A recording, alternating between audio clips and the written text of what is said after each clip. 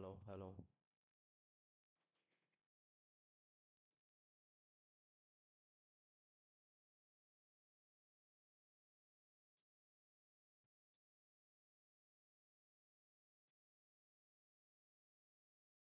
hello, hello, hello, hello, hello.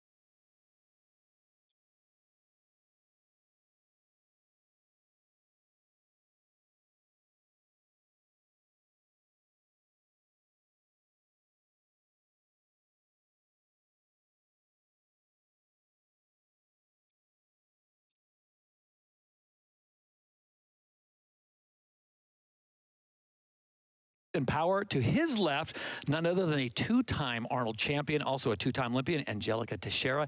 And last but certainly not least, my man PH Phil Heath, seven-time Olympia champion. Folks, welcome to Super Saturday as we get things rolling.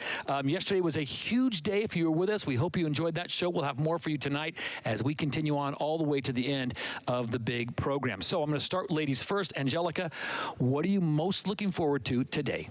The bikini division. Of course. Yes, I watched prejudging this morning, and the lineup is so amazing. It was so hard between, you know, like the top five, that the judges really had a really hard time choosing like between top one, top two. So I'm really excited to see what they go with tonight. And I think last night's show was pretty well stacked. Tonight looks even better. Yep, I'm looking forward to seeing if Nick Walker's able to hold that momentum that he had last night and continue with the lead. How does he do that? How does he go about holding momentum? I think he's got to really just try to focus on controlling that mid-side Competition yesterday, of course, with the prejudging, things like that. What's the schedule like for them today? Everything down to sleep, eating. I mean, are we off our feet? Are we in the bed? Are we watching Office reruns? What are we doing? Well, it depends. You know, like a lot of the time, after prejudging, you're initially going to want to search on social media, look at the pictures. But then also you realize that next morning you have to be rested. So having a good meal the night before, you know, like last night they needed to eat, rest. Then they probably have to go, you know, visit with fans, go to the expo, do all that stuff. And then you have to really control your emotions, because with social media, with people coming up to you, telling that you're great, you might let off the gas. So that's where you have to remain calm and conscious and aware that you need to focus on your posing, because tonight we get to see the posing routines. Right. And then you have to have enough gas in the tank to actually bring it on home through the confirmation round and the pose down as well. And did I hear, and I think I'm correct in saying that the winner walking away with $750,000? Is that the most prize money anywhere on any competition at this level? anywhere of all time. Yeah, 300. amazing. $750,000. It's insane, A lot of people call that Phil Heath walking around money, but that's a pretty good payday, Phil. That's a pretty good payday. Yeah. I always wanted the Arnold Classic to do that, and I'm so glad that they did. They stepped up. You know, they stepped up in a tremendous way. You know, back when I was competing, it was only $130,000. So imagine that, right? And that was only a few years ago. So shout out to Arnold and his team, you know, stepping up to the challenge and making sure that these athletes walk away with a bigger payday. No question about it. Let's take a look at our schedule for today on Super Saturday here in Columbus as we get you ready for the big show. Of course, we've got our pre-show tonight. It'll take you all the way up till 7 o'clock. Then we'll have the opening ceremony. At 7:25, it's the Arnold Classic individual posing routines. And then Angelica's favorite part, she'll shine at 8 o'clock, the Bikini International final round, which turns right into 8:25's men's physique final round. We'll have a special presentation for you at 8:55. At 9:10 Eastern time, the Arnold Classic confirmation round. And of course, at 9:25, it all comes together. This place will be packed. People will be hooting and hollering at the Arnold Classic pose down, and then we'll have the awards at 9:30. All right, so we get ready for tonight, but before we do that, we take a look back. Angelica, what surprised you most yesterday? Of course, that you were not coming out of retirement. You told me you weren't going to do that, but what really surprised you most yesterday of the competition that we saw? Honestly, like not big surprise. I expected Michelle, you know, to win the fitness, and between like in wellness, right. It was really tight between Rayane and Elisa. But Rayane brought more conditioning. I think that's what really, you know, like favored her yesterday. And kind of like watching prejudging, I had that feeling already. So no big surprise, you know, and I was really happy with the results. As you look at the results of the returns and some of the routines that we saw yesterday, if you flash back 5 years ago, would you say massive difference? Yeah, the division keeps evolving. I feel like every division in bodybuilding, fitness, you know, like if you stop and see, you just have 4 mandatories. And it's like a push-up, a high kick, a side split, and a straddle. But they do so much more. So, you know, like I was talking to Adela Garcia, she's 10 times Miss Olympia, right, fitness. And she said that shows that the division is evolving every year. Nick, was there anything that really caught you off guard or surprised you, like it's gone to the next level? Well, I think going into this show, the conversation on social media was really mostly about Hottie and Andrew Jacked, and those were the favorites for the top two. And everybody kind of wrote off Nick Walker after the Olympia, where he dropped to 6th. And I think that Nick really surprised a lot of people and stepped up to the plate here. So you're high on him, aren't you? Yeah. Not just because of the same first name. You think he's legit. Well, if you look on social media, I think that's all everybody's talking about right now is how good Nick looked. Yeah, he did. Your thoughts on yesterday and the performances you saw? You know, it's any man's race right now. I still feel like there's a possibility we may see, you know, Hadi move up, Andrew move up. I was quite disappointed at the fact that they didn't bring 5 guys out. They left Brandon Curry in that second call out. And because of how Martin Fitzwater looked, I think that today we might see a change. Maybe he goes from 4th to 5th or even 6th because of how he showed up yesterday. But overall, I thought Nick Walker really, really brought it. And I'm very, very happy for him because I know he was so dejected backstage at the Olympia where he just did not bring it. But shout out to him, and we'll see if he can do it again tonight. And you guys did a great job, you and Nick both, of educating me and the viewers, because I initially was on Andrew Jack thinking, look at it, he's just, and then you were saying, well, look at this, and I'm like, oh. It's tough, You man. got a good point there. It's really difficult because but we're, like you said, we're splitting hairs. We're splitting hairs. I mean, different skin textures as well, you know, under those bright lights.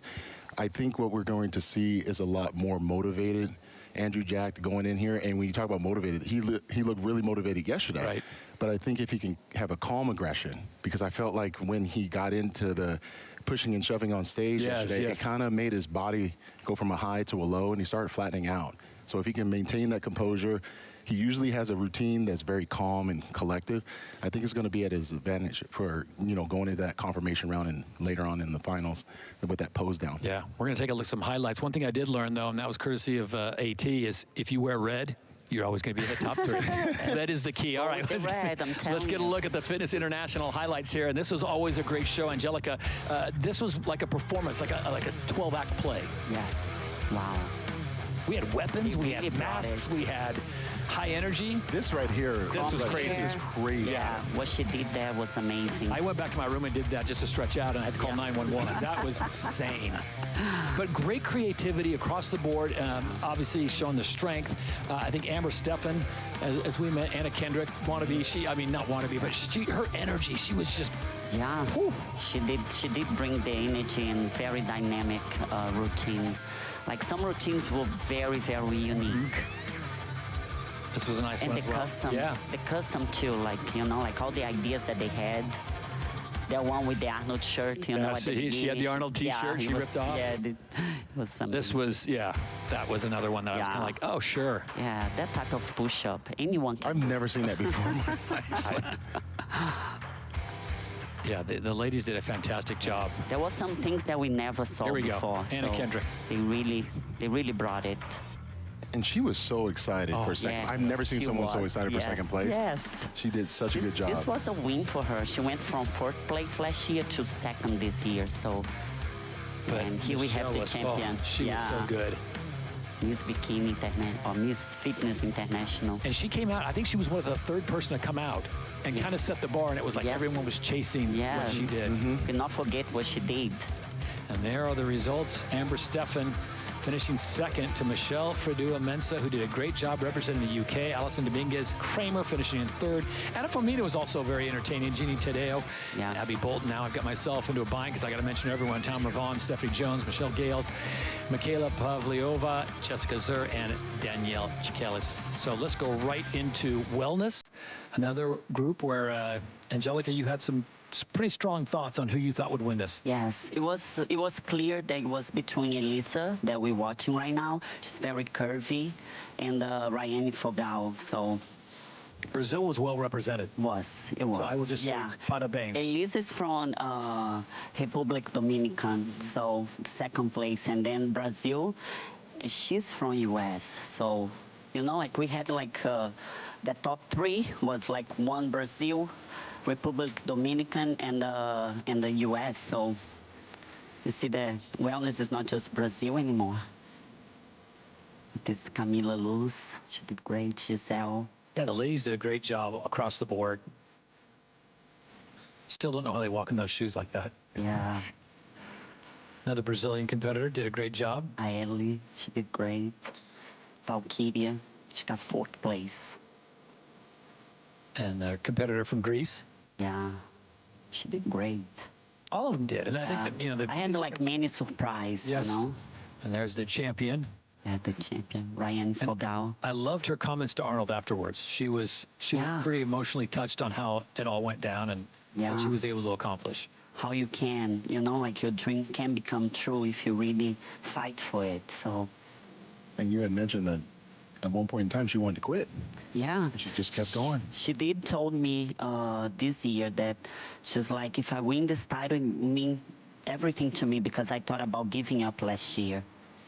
Jaina Fogal now takes home the title. Lisa Alcantara finishing in second. Alexa Drury finished in third. So that was how Wellness International went down. And that was just getting things started off on a Friday night here in Columbus at the 38th Annual Arnold Sports Festival. We turn our attention now to Classic Physique and give you some of the highlights from that competition. And gentlemen, this is a chance for you to chime in, Nick Miller. Top to bottom, there wasn't a widespread of talent. It was pretty well bunched up at the top. Yeah, I think Sam Sulek got a bit of a reality check here with the quality of this competitor list. And I think Sam, he did good for his pro debut, but I think he was kind of out of his league here. Yeah, I would definitely agree with that. But he, at the end of the day, he was able to pose in front of his family and friends.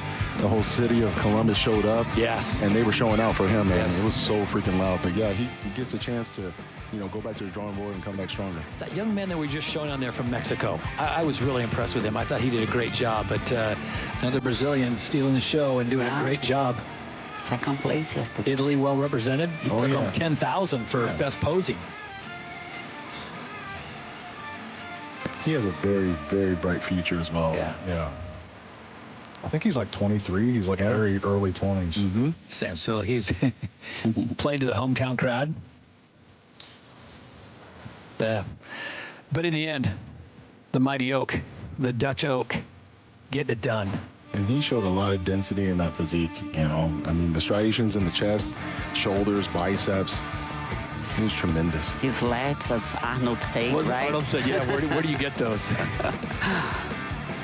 And he's been teasing for weeks that he had improved his legs, and he very obviously did.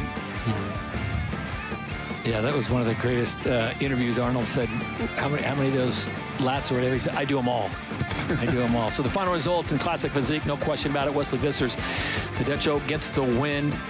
Mateus Menegate of Brazil finishes in second, and Andrea Mamoli of Italy finishing in third. So it was a great day as we look back on the action on Friday as we get ready to get you up to speed for Saturday. We've got a great show. We'll take you up to the top of the hour, then we'll have the opening ceremony, and then it is off and running on a big night tonight, guys. So excited to be with you here in Columbus once again. Massive crowds here throughout the day. Despite the stormy weather here, the fans just continue to pour in. The expo absolutely jam-packed, and we'll bring down the curtain tonight here as the Arnold Classic gets going. So we'll stand aside and we will come back much more of the 38th Annual Arnold Sports Festival, our pre-show, right after this.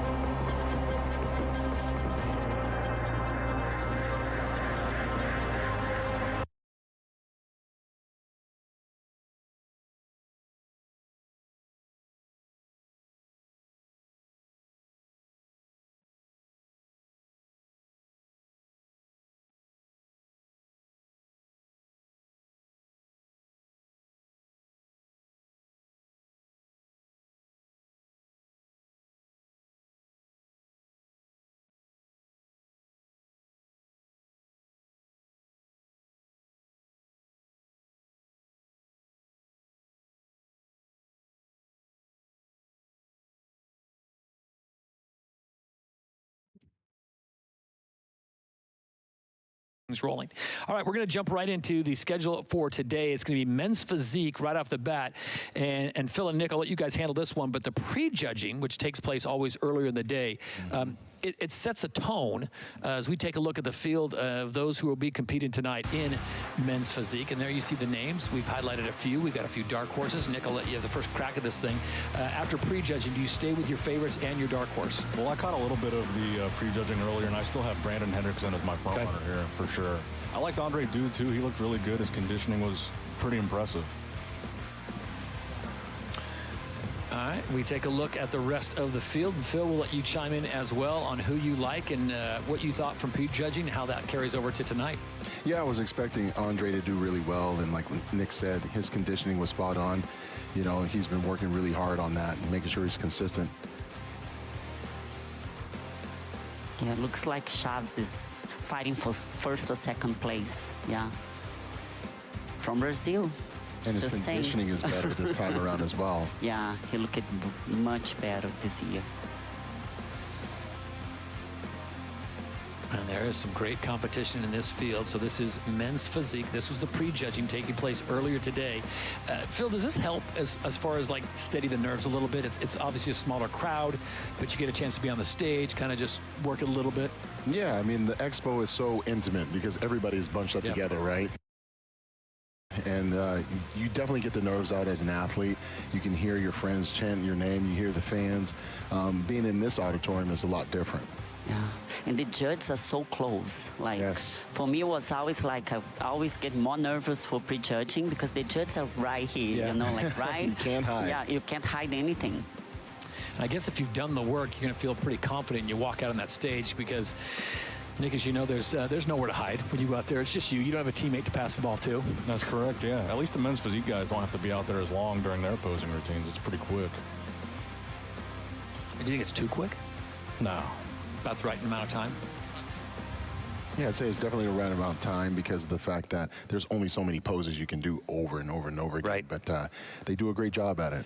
How taxing is it? I know a lot of people ask me the posing when they're out there and you know, you see guys starting to sweat profusely and that. Oh, yeah. It's not just flexing. Oh, absolutely. I mean, majority of the people at the expo, like, they'll come up to you and want to flex, right? Yeah. Once they start holding that, just a bicep pose for 5 seconds to 10 seconds, they start shaking. Yeah. Imagine doing that with every fiber in your body to make sure that you can hit that pose correctly without any water. You ever have people like that? And you say, hey, Popeye, let's hold that for 2 minutes and see what happens? No, because they'll pass out for sure, and I'm not catching them. No question about it. In physique, the judging, obviously, what are they looking for specifically, Phil? What makes the ultimate prize? I mean, ultimately, balance. You know, like you have to be balanced from left to right, top to bottom. Even with them having the board shorts on, you definitely have to have, you know, some leg development even through those shorts. So you see in the teardrop at the back, right above the kneecap, you can see some leg development. Also, you have to be able to see not just the front delt, but the side and the rear when they're hitting these different poses as well. And then also in the back, they have to have lower lats, not just high lats. So they really do have to train everything. And, you know, they do a really good job at making sure that we can see those abs, too. So you have to have those. I would always say that with men's physique, if you don't have those abs, you know, straight it, ready to rock and roll, you're out of the game. Right out of the gate.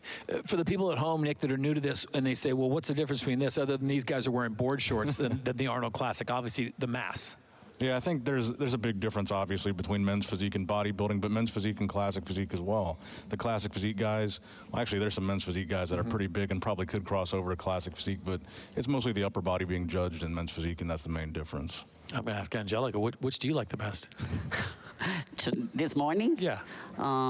Or just which category do you like the best? Then I'll say bikini. Oh, I'm like, open bodybuilding, come on. The male division, right? Yes. Open bodybuilding. Open body is your favorite. Yes, it's my favorite. you like the Phil Heath of the world. Yeah. Oh my God. I'm just when steering in the Phil right was direction. on stage, I was like, oh my God, yeah. I used to compete when he was, you know, like winning all the titles. So what made him I was winning my titles too. So what it was made him special. so good? He was just like the Pretend he's not here. Look at me. Pretend he's not here. What made him so good? The physique, you know, like his physique was always stand out, but his confidence, like the way that he looked at the crowd and the judge and, you know, his stage presence, it was always like powerful on stage. What made her so good? Don't look at her. Just tell me. What made Angelica so good? The fact that she definitely had her even though she had her work cut out for her with all these amazing girls, she made sure that she walked out there and owned it. Yes. And it's not easy to do that when you want to win. You have to be competitive. There's a lot of competitors, but when you are highly competitive with yourself, you know yourself. Yeah. And for her, it was effortless. You knew the winner when she walked out, and it was always her. Angela had the look. She had the Oh, yeah. Like, proverbial eye you of the just have- tiger. You just know, like, we'll see it tonight. Yeah. When people are on, Yeah. you'll know. Like what we saw yesterday, you see like a Martin Fitzwater, right? Like he walks out, you know, very confident, Yes. this and that. And the minute he started noticing like maybe a little nerves hit him, starts, you know, hitting that water starts coming out. And then your confidence starts to shift because you're trying to hold it in. And the emotions will carry you through one way or the other. I want to stay with this confidence theme. Nick Miller, obviously the host of Nick's Strength and Power. When you talk to athletes before the Arnold, do you sense this guy's got it, this guy has the confidence, or Well, I think- seems so sure of himself? I think the athletes that talk the most before the show are typically the ones that are the most confident. But in this case, with Nick Walker, I heard that he wasn't on his phone, he wasn't on social media, he wasn't talking to anybody. And in this case, it's because he knew he looked good and he's going to wait and show everybody on stage. So So he laid a trap. Yeah. He didn't even talk to you? no, he hasn't talked to anybody. I shut that down. The 60 minutes of broadcasting right there. All right, well, we've got a great night for you as we check the time. We are about 35 minutes away from the start of the show, so the fans that are making their way into this beautiful ballroom, you're about 35 minutes away from the big show starting off the opening ceremony. And now we turn our attention to our favorite guest on this desk, of course, Angelica Teixeira, two-time champion, her favorite category, which is, drumroll please, bikini. Perfect timing. Did you see that? All right. Yeah. Take a look at this because I could make a case with my untrained eye for about 3 or 4 of these women to win it all. Oh yeah, and you know, like Laura Lee Chapados, Yes. Amy Delgado, Ashley Little, and then Ashley Kaltwasser. They were like top 4 this morning at pre-judging. And between Laura Lee and Amy Delgado, they were in the center. I mean, at last they brought like 3, and with Ashley Little too, so it's between them 3. So we don't know what's gonna happen. And the judges make it very, you know, like the mystery. They like to put everyone in the center and then move them around. So I'm really excited to see what's gonna happen. Is it strange for you to see this and not see your name up there? Yeah, a little bit. Why did you have to bring that up? Exactly. All right, let's take a look at Don't make me prejudging for Bikini International as Angelica Teixeira. We're lucky to have her here on the desk with us. She's going to take us through this. So this is out in the expo area, and this is where this place is packed. So it's a different vibe than they'll have tonight, but you get a chance to get out there and walk out on the stage and kind of get the feel. Yeah, and this like pre-judge is really important. It's like usually for bikinis where everything is judged, and here we see Laura Lee. She came from like Olympia that she didn't do as well. She was defending her title and she placed 6th, right? So here she looked way better than the Olympia, much fuller. She was a little bit more to the smaller side at the Olympia, so she brought it for pre-judging today. And here we have Amy Delgado, and for me, she was popping. Like she was really, she had a very polished presentation, top to bottom. Like everything was just, you know, like just there. Like she checked all the boxes, and her posing, she was very confident. And I really like that pink for her. Not everybody can wear pink, but it looks great for her. Have any of these ladies, and you don't have to say names, but have any of them reached out to you for a little advice or a little? Yes. Oh, yes, do tell. You don't have to say yes. who. So what kind of advice do you give them? Wear red. Like mostly, like let's say like Laura Lee, you know, we're very close, and she'd always like ask me like when she was almost winning the Olympia, like what's the mindset of an Olympia champion? Because they all look up to me like as a great champion that you know I was, like a great ambassador. So even more like when she won, she's like, what do you like? How do you like? How you are like such a good champion, you know, like what do you need to do? And for Laura Lee, I told her like just be you, and she was a great champion when, you know. And let's see how she does here tonight, because look at this, it's so hard for bikini. Ashley Little too, she really brought it. They asked her to come with a little bit more size in her quads, and she brought that. So. And this is what you were talking about when they have them move from side to side. What are the judges looking for when they do move them around? They want to compare, like, let's say, if they have Laura Lee in the center, but and then they move her to the side so they can have, like, Ashley and Amy Delgado next to each other. And they also like to, you know, like, bring the mystery, the surprise. They don't want it people to be bored. Like, okay, she's in the center, dead center, and that's it. Phil, know? when you were competing, obviously not in bikini, but when you were competing and they move you from side to side, you take that as I just got slighted, or I just got dinged, or this is my chance? You know, a little bit of all of it, because you're just really worried. But then again, you start to think, I did my job. Right. Maybe one judge needs to see me on the far, far left or the far, far right. But what I usually focused on was seeing the reaction of the guys and seeing how confident they would get. And I'd say to myself, they already lost. They already lost. So then Just when the they body move, language. Yeah, so when I would hold myself accountable and just say, no matter if I'm in the center, the right side, the left side, be back in the middle, I give them that look like, you had your chance. Now it's time for daddy to win. I love that. Is it hard being that competitive and that, I don't say cutthroat, but that you have to be that confident without being not a Yeah, for friend. us, for the woman, we gotta be like confident. No but, friends on competition day. Yeah, no. We are friends, but on competition day, it's on. So There's everyone wants to win. There's too much at stake. I mean, let's be honest. You're trying to be the best in the world at something. Yeah. You cannot just relent and just allow someone to, impose their will on you, right? This is confidence. This is your physique that is being judged. But when you are confident, you walk with the swagger. You have that champion vibe. And, I can be friends with them tomorrow. But right here, right now, especially with the open class, 750,000 reasons why you need to take this serious. Nick, I want to ask you, have you had athletes come on your show where you've talked to them and you've thought, oh, they've got a lot of confidence, but I'm not sure they have the goods to back it up? I'm sure that happens every once in a while. But you won't give us a name. I won't give you a name. But it does happen. I have somebody in mind, yeah. But there you go. But you probably also get the converse of it, too, because you were talking about Nick saying, he's kind of laid low and has, I don't say spring a trap on these guys, but hey, I'm just kind of not talking about anything. Yeah, I think there's something to that approach, too. I mean, that's what Dorian Yates did back in the 90s, and I think a lot of people are kind of following in those footsteps. Interesting. Well, we got a lot of competition still to come. Checking the old timepiece here. We're about 29 minutes away from the start of the show, so the fans that are making their way inside the Grand Ballroom, you are less than 30 minutes away, so get your beverage, get rested, and get ready, because it is going to be a fantastic show. 2.5 hours of the best athletes in fitness and bodybuilding will take the stage. We don't want to get away from bikini too soon. The big question I'm going to have on the night, does Arnold stay in the front row, or does he come up and join us? There's a good chance he'll come join us. He joined us last year during bikini. I'm thinking, you got the best seat in the house. I mean, I not have that an Nick idea. and Phil aren't good looking, but I'm just saying. I have an idea he's going to come during bikini again. Yeah. And he's going to want you to walk him through looking it. here, the TV is better. Yeah. And you can coach him up a little bit? Yeah. I will educate him? Yeah, educate him about bikini. Hardest job here, other than Arnold trying to get from dinner to his room or wherever because of the crowd, is the judging. And we talk about the judging. How much scrutiny is there on Monday of the judges if there was maybe one could have gone this way or that way? Well, I think it really depends on how close the decision was. And I think in this case, you have three very different physiques that seem to be vying for that top spot. Hottie, Nick, and Andrew. Andrew is this taller guy. Hottie and Nick are shorter guys. Right. Nick is kind of this mass monster freak. And it's a very difficult job. And I think people are going to have an opinion no matter who wins this because they all like their own guy. We were lucky yesterday because most of the competition we saw, Angelica, it went the way you thought it went, and it went the right way. When was the last time you saw a competition, maybe in bikini or fitness, where it was like, what are they I mean, just because it does happen. Yeah, it happens. Usually, we kind of know it's between the top 3, top 4. So it's not like big surprise, right? So yeah, in the female division, it's been a while that we for first place, she just won, so yeah, it's tough.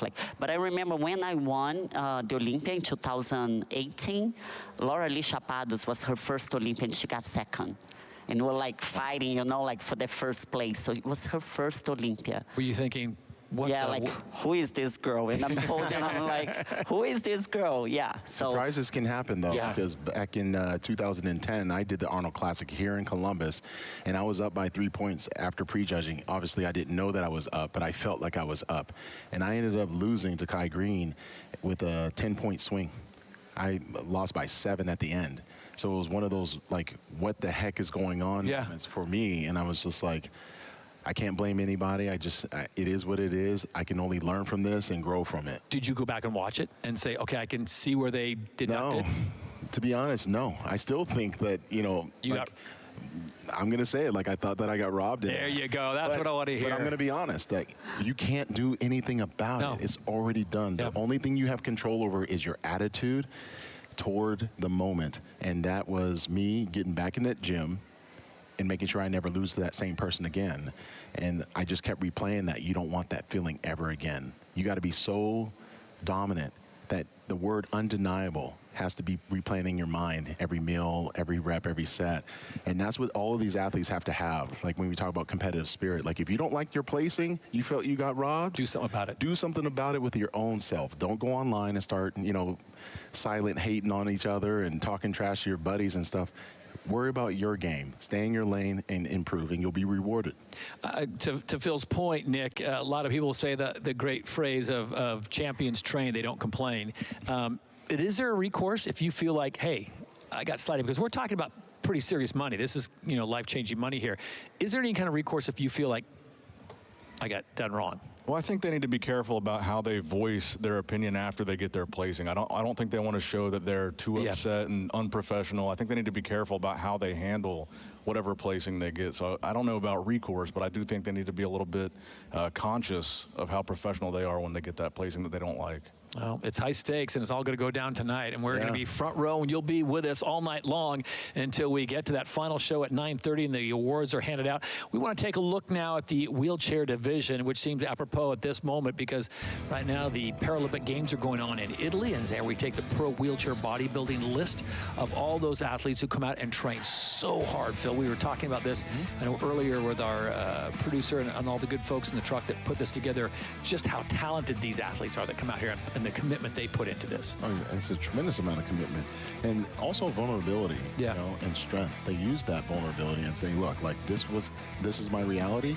I ain't done yet. My job's not finished yet. I'm going to go out here and do something that a lot of people aspire to do and show my skills here tonight. So I always like this division, along with when we talked about yesterday, like fitness. They're just two different divisions that are, you know, something that, you know, I draw a lot of inspiration because it's about grit. It's about champion mentality. Yeah, we have the footage from earlier today, the competition that went down here in Columbus. A great show. There's just so much to do here. And I tell you what, if you're walking around the expo and you've run out of things to see and do, you've gone to the wrong place. You took a wrong turn because there is always something. And this was what took place at the expo. And this is one of the reasons why it was so crowded to get in and out, because everyone wants a front row seat to watch these guys perform. Yeah. I mean, look at his physique. He's the champion. Yeah, he won this morning. Great last breath. I got to watch, like, second place. Joshua from Brazil. Parabéns. Bye, Brazil. Parabéns. And look at his shoulders and his arms. Like, that's just crazy. And I think it's incredible when you look at these physiques and you think about their limitations in training and they're still able to reach this level of development. Like such an inspiration. Yeah, they did great work today, and we will have the award presentation for the pro wheelchair bodybuilding competition a little later on. I think Arnold himself will be handing out the trophy, if I'm not mistaken. Does he join them on the stage? I think the champion comes on stage, right? But they already did the award, right? The regular awards, yeah. But I knew they do bring him out and give him a chance to be in front of the big crowd here. Anyone have an idea? I was just throwing the number out there. The number of people that are going to be in this ballroom tonight, because it is, I keep going back to the size. It is massive. The bleachers on the left and the right, I don't think they were there 4 years ago. And now they're on the second level, and they've put a bleacher pretty much everywhere. The good folks out there getting ready. Yeah, that's you. Wave. Got his Born to Be Bad shirt. There you go. Yeah, movie Twins right there. So the fans will be here. There. Yes, yes, sir. Wave. As long as that is your significant other. No yawning. You got to be straight up, ready to go. Don't want one of those Coldplay incidents when you're not here with the right person. So the fans are starting to make their way inside. We appreciate you, and we hope you enjoy the show. It is going to be fantastic, as we are now just about 22 minutes away from the start of the shows. We get things underway here at the 38th Annual Arnold Sports Festival. It's interesting because the first Arnold 38 years ago was 2 events and 30 competitors.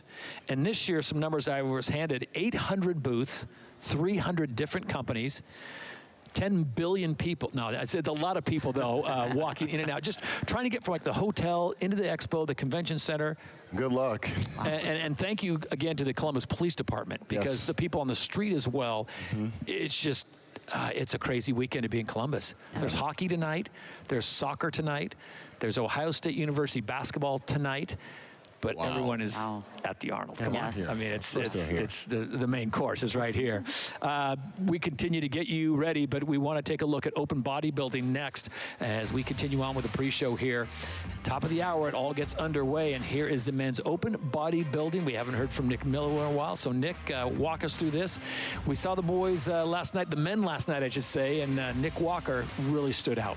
Well, Phil touched on this earlier. Brandon Curry's name is on this list, and I really feel like Brandon got better as the prejudging went on, and Martin Fitzwater got worse.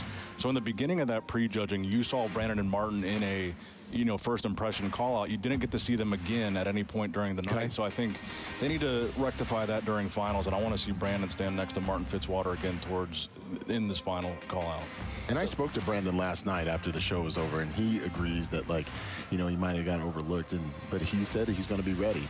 He got some good feedback. He said, I'll be ready for that call out. So I think Big Steve and those guys are going to make sure it happens. So I'm going to be very pumped to see that. I want to take a look at some of the highlights from the prejudging as they all came out and got their first opportunity.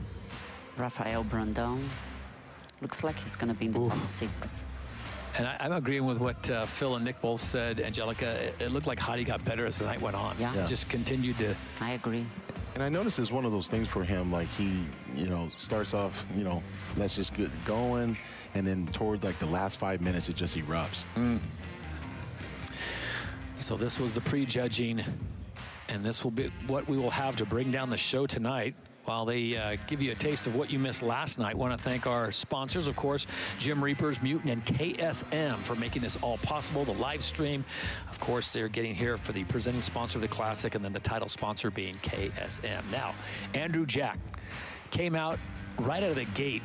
For me, Nick, and I'm an untrained eye, he was the most impressive straight out. But as the night went on, this young man, whew. Yeah, I think that Andrew Jack faded a little bit throughout the course of the night, but as far as just a physical specimen, he's definitely one of the most impressive guys in this lineup. Over 6 foot tall, 300 pounds. It doesn't get much more impressive than that.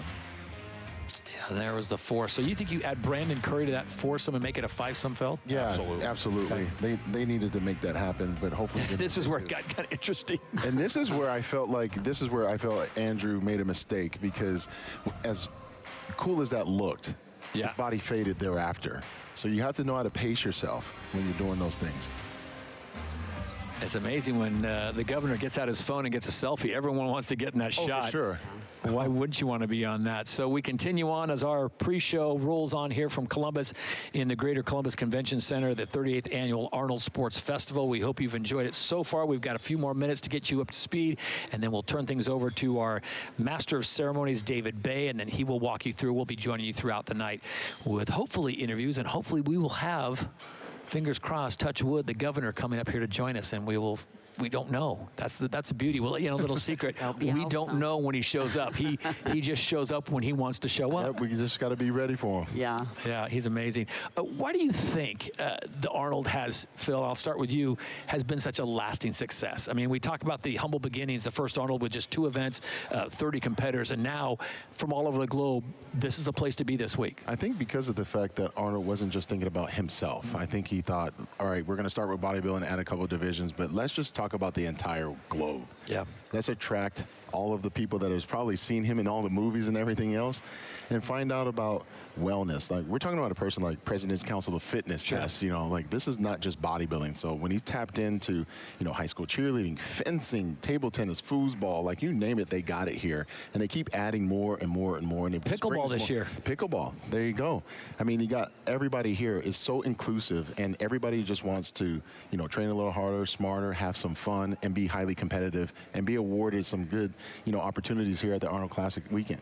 Angelica, when you think about it, Governor Schwarzenegger is probably one of the most recognizable people in the world. And not just, as Phil said, from his movies and the bodybuilding, but, he's been a governor of a huge state. He is kind of everywhere he goes, he's so recognizable. Yeah, he's just like, for me, he was an inspiration since the beginning, coming from another country and making, like the American dream like he did. And he's very knowledgeable and smart moves, right? He knows what to do, how to improve, and how to keep just getting getting better, you know, with everything he do. And like talking about the bodybuilding competition here, he invites athletes from all over the world. It's not just what's happening here in US, because we see a lot of that, you know, but he really pays attention to inviting like people from all the other countries. That's why we say international, right? So we have athletes from all over the globe competing here. And very inclusive. And he goes all over the globe, because you're a two-time winner in the Arnold Australia. Yes. And there's the Arnold UK, and then there's the Arnold here. And Brazil too, Arnold Brazil. It's everywhere. Yeah, South America. Nick, you've had him on your show before. What is it that impresses you the most about the governor? Oh, there's many things that impress me about Arnold Schwarzenegger, but I think this year the $750,000 prize money is it's a truly historic moment in bodybuilding. I think the gravity of that shouldn't be lost on the fans, that this is bigger than the Olympia now. This is the highest prize money in the history of the sport, and I think it's game-changing. As an athlete, Phil, I mean, that's, as far as your training goes, you win that $750. I know you have to pay some people, and you know, Uncle Sam's going to take his, but that changes how you can train, how you can travel, how you can do pretty much everything. Absolutely, and it develops more opportunities as well. Like, you know, with sponsors, you're gonna be the guy that's going into the Olympia as the favorite, but also you're going to be favored by a lot of these brands that we're seeing at the Expo as well. Like if you're up for renegotiation and you win the Arnold Classic, you're guaranteed a contract. So that 750 multiplies very, very quickly. And let's just call it out. A person that wins tonight has the opportunity to then win in the UK. They're going to make seven figures within a month. Yeah. I've never thought that would be possible. Okay, and they made it happen. So that's really, really awesome. That's game-changing. That's life-changing money for these guys. Their families, their friends, their fans are appreciative of them just working their butt off. But being a provider, I'm just going to speak as a guy. Yeah. Being able to work your butt off, that sacrifice, that dedication, not just from yourself, but then telling your wife, like, hey, I can't go to that birthday party. I want to date you, but, you know, I got that Thursday night date's just not going to happen the same for 16 weeks. To know that you can say, look what I got. You know, I got the title, payoff, handshake, and look what we were able to get. God bless us that we have people that want to pay us this much money. So I'm really excited for these guys. I know that the person is going to be very, very pumped for that 750, and they're going to probably be motivated to go to the UK and go pick up some more. Angelica, I want to ask you, as a two-time winner of the Arnold, you know what it means to win. Obviously, it changes your life. I think Hagan last night said, you know, one of the most beautiful things I thought was she thanked her husband. She thanked so many people, because it's not just about her getting to this point. There was a lot of people, and you probably have the same thought. It wasn't just you that got you to that point. Yeah, it takes a village. Like, you know, like a coach, your family. Like, you sacrifice so much on your family. Your husband, like back then I didn't have my girls, but I was still competing with them. So it does take like a, you know, like a toll on your family, because you need to be so focused. This is the top of the top. So when you're prepping for a show like the Arnold Classic, you need to be like 100% focused. And when you have kids trying to feed you, it's like, it's tough. But and then it pays off when you get that win on stage, and it changes your life. And then you go back to your family, you know, like to your coach, to all your sponsors, and you're paying back with that. So it's a big victory for you, but also for your family and for everyone on your corner. Will you do us a favor? As a mom of two, will you look right into the camera and say hello to your girls, Portuguese? Minhas meninas, they probably watching me, because they were gonna put the show. Meninas, mamãe tá aqui morrendo de saudade de vocês. Amo vocês demais, amor. Princesas. That's awesome. Thank you so much. Nick, you talked to a lot of these athletes after the Arnold goes down. The prevailing thought is usually, I should have done better, I did my best, or is it move on to the next event right away? I think they need to look back at the footage and try to figure out what they need to improve on for next time. I think a lot of them talk to the judges afterwards and get that judge feedback, so it's a pretty easy fix. Yeah. All right, before we get ready for the main event, 7 o'clock kicks things off here in Columbus. We want to show you the schedule one more time. And this is tonight's 7 o'clock opening ceremony. Then 7:25, the action gets on the big stage with the Arnold Classic individual posing routines. And then the folks that obviously are not going to leave the gallery for a long time, 8 o'clock Bikini International, and that's where Angelica Teixeira is going to shine in her broadcast debut. 8:25, we'll have men's physique final round. And then we'll have a special presentation you won't want to miss at 8:55. I think about 15-20 minutes. And at 9:10, the Arnold Classic confirmation round. 9:25, we'll have Classic pose down. And if anything It's going to be like last night. You won't want to miss that because that was awesome. And then at 9:30, we will have the awards and we will crown a champion here in 2026. So fans continue to make their way in. Folks that got here early got a good seat. They're ready, checking the gram, seeing if Angelica's posted anything about them. Uncle Sam and his cousin are here. So we are ready to roll here at the 38th Annual Arnold Sports Festival. Bless you. We are ready to go. Well, this is an opportunity for everyone to kind of check their phones as we now turn our attention, guys, to the show tonight. I'll start with you, Nick. Your final thoughts, what you're looking forward to, and where do you think maybe a surprise could happen tonight? I think a surprise could happen with Brandon. I'd really like to see Brandon get moved up into that first call-out, but I think the bigger thing is going to be that Nick Walker, is he going to be able to maintain what he had last night? I think that's the biggest question as far as what's going to determine who's going to win this show. Yeah. Because if not, I think Hadi is going to sharpen up tonight, and Hadi's going to bring it, and if Nick doesn't, he's in trouble. And what do you think? I mean, we talked a little bit about their schedule, Phil. You've been through this rigmarole before, and you know what the grinder's like. You talk about getting rest, getting sleep, but when you have two guys that are so close with Nick and Hadi, and even Andrew possibly, do they stay away from each other? Do they see each other? Oh, they're staying away from each other. I think they're staying away from each other. They're not getting together and playing Scrabble? No. Okay. I think they're keeping their heads low, nodding their head. Stay out of the public eye? Yep. Like, I got a job to do because it's that close. It's a business trip. It's definitely a business trip, and if I'm Hadi, I'm thinking about coming in fuller, you know, making sure those legs are popping. You have to have enough fuel in those legs and that back to make sure that you can hold off any comparison that these judges put you through. Because mind you, during the confirmation round, they're not going to just run through all 8 poses. They may just pick 3. Right. And that is going to be to confirm their narrative as to who is going to be the champion. Right. So they may think that, you know, Nick's back is better than Hadi's, and they just may say back double bicep, back last spread, and then switch them around, do it over and over again. I kind of know this for a little bit. Right, you know? right. Like they're going to confirm how they got to the point where first, second, third, fourth, fifth come about. And you talk about conserving energy in that. I get a lot of questions on social, people asking their day, and that's why I was so curious about what their routine is like. Is it sleep in, get off your feet, rest? Will they go through a pose down, pre-pose down in their room kind of thing, a pre-pose down? I can speak for myself. There's been years where I'm just like kicking back, you know, at the expo, high-fiving, this and that, we got this. And there's other times where you're like, I got to figure this out. You know, I'm eating a burger, I'm eating fries, I'm drinking soda, I'm doing all that. And then there's other times I'm freaking watching sports clips on ESPN, just hanging out. Wow. You know, so there's difference. But I will say everybody's different. The major thing is that you have to continue to pose after all your meals, because that's the way that you can really assess how much rest you need, keeping your feet up. The last thing you need is to be on the internet. That's the biggest thing, because your mind will play tricks on you. Those pictures is not what equates to what the judges see sitting in that front row right there. And you have to make sure that you have enough wits about yourself to be able to take on whatever weapons that guy is next to you, you know, with. Like if it's a side chest, you got to know, like, hey, how do I really want to change this around? Do I want to switch to the other side maybe? Maybe I try that. You know, you have to play around with these things because it is a battle out there. For me, I was always thinking, okay, what poses am I great at? And if I'm second or third or fourth in another pose, because you may be like a 10 out of 10, but if you're a 7 out of 10 in a pose, you can really get exposed there. Yeah. Yeah. Angelica, another question I get a lot, and especially for the women in the bikini, is how soon until they get dressed? I mean, you just popped in here, you put this outfit on in 5 minutes. You were down here in nothing at all, because you don't need the hair and makeup. But how soon until they are like in show-ready form, or do they push that to the very end? Because they'll come on at 8 o'clock. Yeah.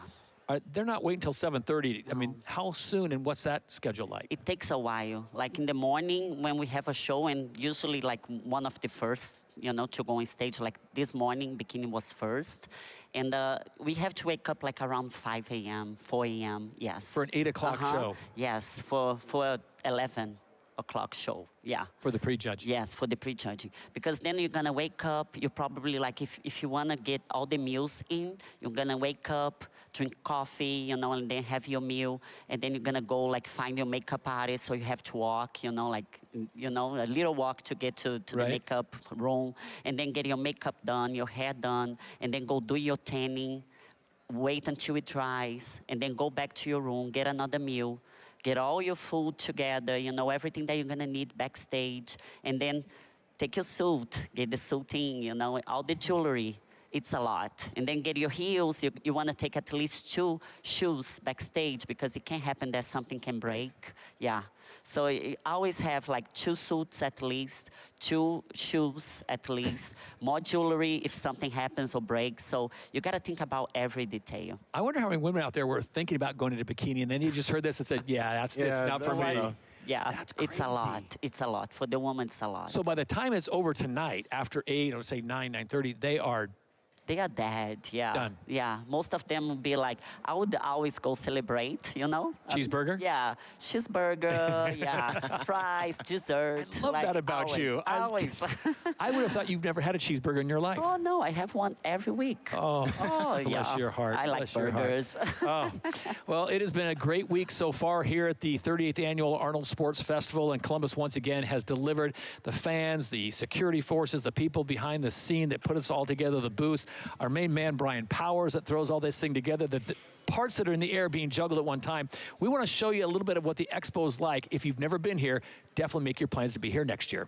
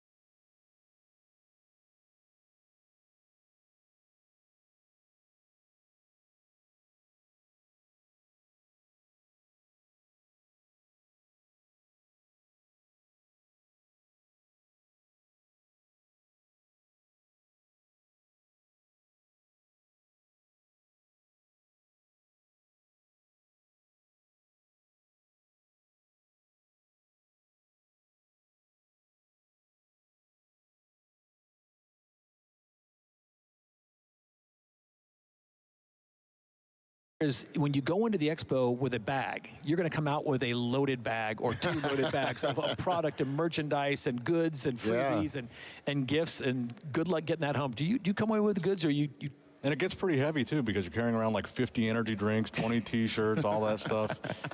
So the bags are heavy duty. How do you get all that home? Put it in the trunk. I drive. Oh, that's right. You're driving. That's easy. Yeah, they were all with backpacks and bags. Like, they were not playing. They were getting all the goodies. It's for the fans, it's a full day as well. Yes. Because those gates open, what, at 10 o'clock in the morning, and they'll go till 9:30, 10 o'clock at night. I see the folks on the streets here in Columbus, and they've got 2 bags, Arnold merchandise, T-shirts, which, by the way, the merchandise this year, the T-shirts and hoodies, pretty good looking really stuff. Cool design. Yeah, they did great work on that as well. So if you haven't gotten it already, please do go get it. I think you can get it online as well, but make your plans to be here next week. I don't have the exact dates for the 39th Annual Arnold Sports Festival, but plan on that first weekend in March is where we usually hit. Yeah. Yeah. Doing quick math. Anyways, the fans continue to make their way in here as we are getting closer and closer to the big show tonight. What started out with 2 events and 30 competitors, now 800 booths, 300 companies, and hundreds of thousands of fans. We're excited for us to stop talking and for the show to take off on the big stage. Fans have made their way in here. Yes, you are on the big screen, folks. Thanks for being here. Just some of the folks that are just lucky enough to get a ticket to be in this thing. And we will get our final thoughts before we step aside, and then we'll take a quick break, and then you'll get ready to go. And then 7 o'clock, it is off and running for, I don't know, say what, 2.5 hours before the craziness goes. And it goes fast. I mean, I'm not giving us a pat on the shoulder because we do such a great job and the show moves on, but it goes fast. The show tonight will be packed. And of course, it ends with the big show at the end. You've been to how many of these now? I think this is my 17th. 17th. Does the show get better? Do you think the show's gotten better from 10 years ago? I think Brian Powers deserves a lot of credit for what he's done for this show. Another mention to BP. One of the big contributions is this live stream you're watching right now is free. Yeah. And can we give a shout out to the presenting sponsor of the Classic, Mutant, KSM, the title sponsor, and Jim Reapers, the presenting sponsor of Livestream. So support those good folks. I think the shows, this is only my 5th or 6th time, I think the shows just get better and better every year. They seem like they get streamlined quicker. And as a fan, you got to appreciate that. Your thoughts? I agree. It's just like the way they run this show is different. And being an athlete, this show is the best show to do because it's just so well run. You know, like you know the time you're gonna go on stage, you know how much time you have backstage, and you can pace your meals. You know, depending on that, it's very organized. Put a cap on it. What do you think we're going to see tonight, and what are you excited to see? Oh man, just like what Nick said, we're going to see if Nick Walker can hold it and get that title, or I don't know who would be second. I don't know who's going to be second or third, to be quite honest, if Nick wins.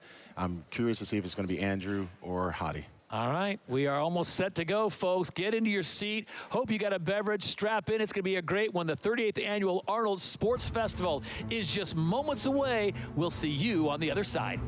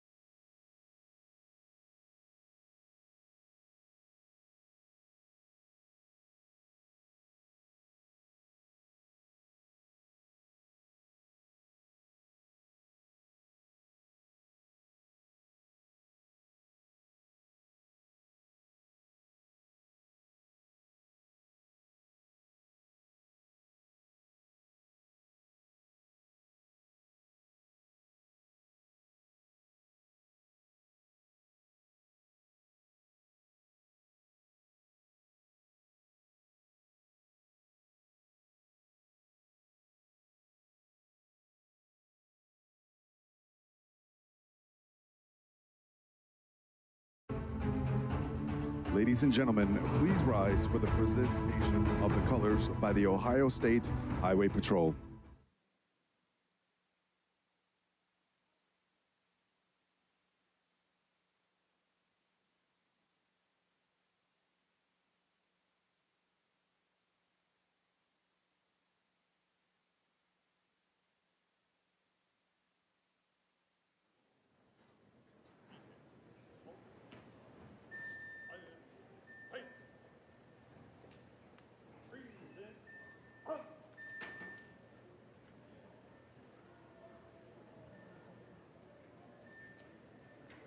Please remain standing as firefighter E.J. Reed with the Columbus Division of Fire sings our national anthem.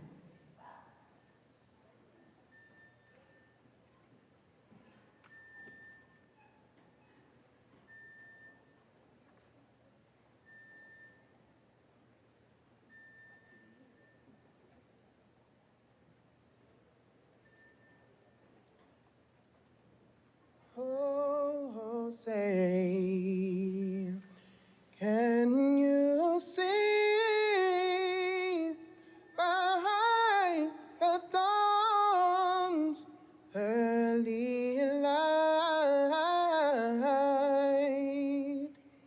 what so proudly we hailed at the twilight's last gleaming, whose broad stripes and bright stars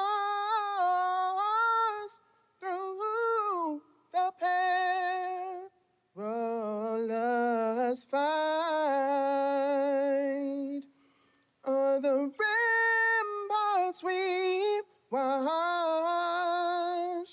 were so gallantly streaming, and the rockets' bright glare, the bombs bursting, and game proof through the night that our flag was still there. Oh, say does that star-spangled banner yet wave o'er the land of the free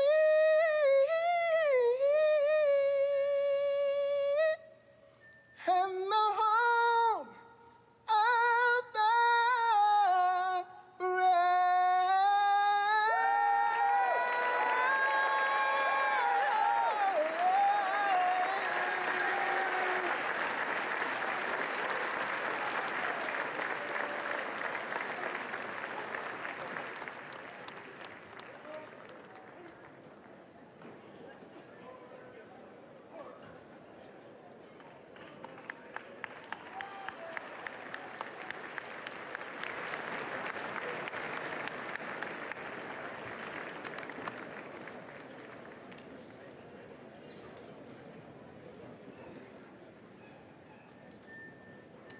Ladies and gentlemen, please welcome tonight's Master of Ceremonies, David Bay.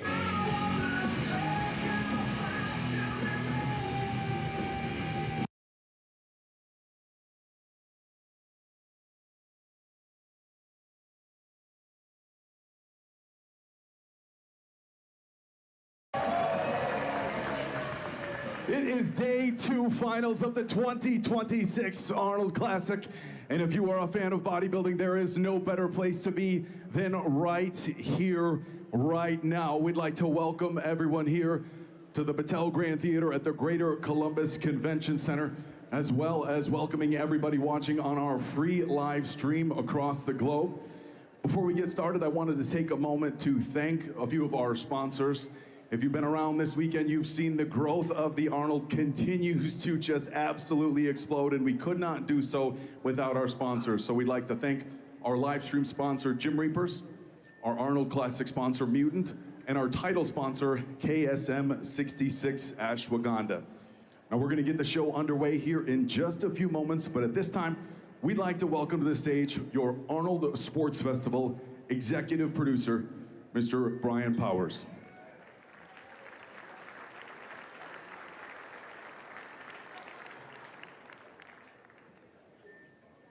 Hi, everybody, and welcome to the 2026 Arnold Classic. What an amazing day, right?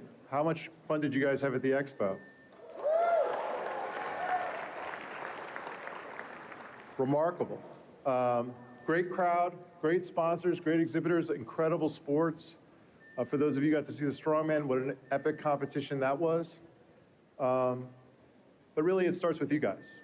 Without the crowd, without the fans, and without these athletes who are about to step on stage, none of this would be possible. So I wanted to thank you personally for giving me and my staff and the rest of the crew and all the people that work on this event all year round the opportunity to produce this event. We all love to do it very much, and we very much appreciate and think about you guys all year long. So please give yourselves a round of applause.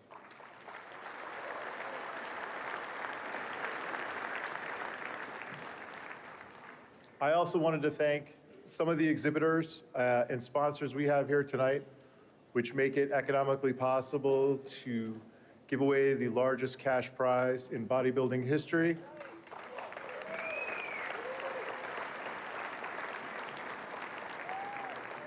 And that starts with our title sponsor, Mutant Nutrition, and its owner, Mr. Jim McMahon. Jim has been with us since 2021 and has been an incredible supporter of both the Expo with his incredible booth and the bodybuilding competition, and we can't thank him enough, and we're excited to announce that they have extended their agreement through 2028. So Jim will be joining us for a number of years to come.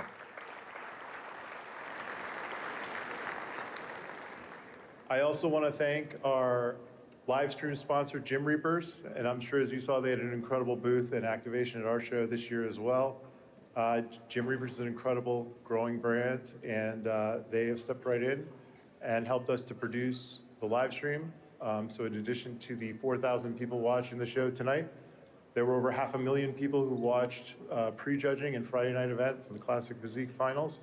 And we anticipate that we should be almost over 1 million by the time we get to men's open finals this evening. So not only will this be the largest cash prize in bodybuilding history, it will also be the most watched bodybuilding live event in the history of the sport.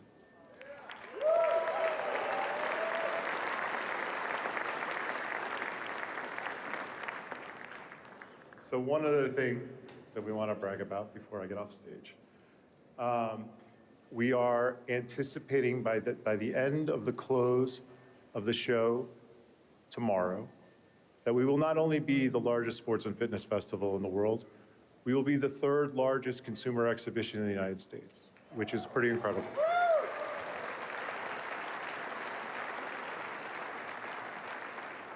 So again, thank you to our title sponsor, KSM. Thank you to the guys at Panada. Just kidding. I just want to thank all of you guys really from the bottom of my heart. It does start with you. It does start with these athletes. And most importantly, the foundation of all of this is built on bodybuilding and this one guy from Germany named Arnold Schwarzenegger, who you'll be seeing in a little bit. So again, thank you so much and have a great night.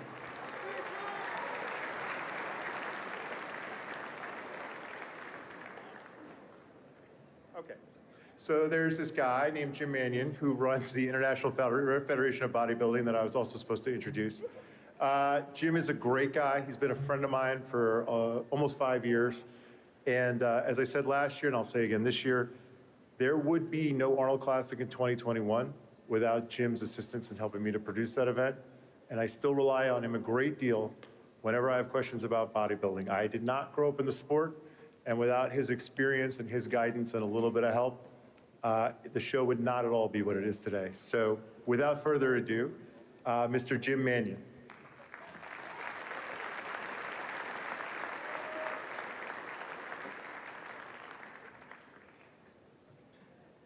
Thank you, Brian. No, Brian never usually forgets anything. Just ask him, he'll tell you that. Anyway, first I'd like to thank all of our IFBB Professional League athletes who competed here this weekend, who are still competing, ones from yesterday. They are our elite athletes, or they would not be invited to this great show. So again, congratulations to them. I also want to thank our judges. I know a lot of people out there don't thank the judges because they think that they make wrong decisions sometimes, but they work hard all weekend at the Expo over here, so they're quite busy. I'd also like to thank you, the audience, not just for this event, but for worldwide, where we have it on pay-per-view, and for all our different NPC and IFBB Professional League events all around the world. They're getting bigger and stronger because we have great support So thank you all very much.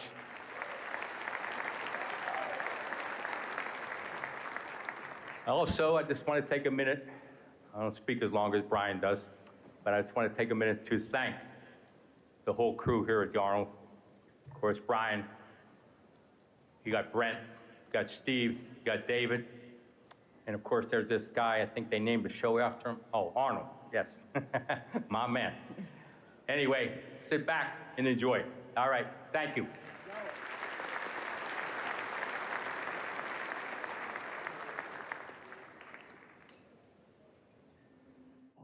Arnold, we've been partners for years, and as our objective always is, well, I know we're going to do better than we've ever done. Jim Lorimer has been producing and promoting sports events all his life, and he has really been considered the top in that field. Throughout the 60s, I was encouraged to promote bodybuilding. I met him when he ran in 1970. That was the world competition. Sergio Olivia was at the top at that time, but there was a young Austrian, and I called him, and he said, I've committed to be in the Mr. Universe contest in London, England.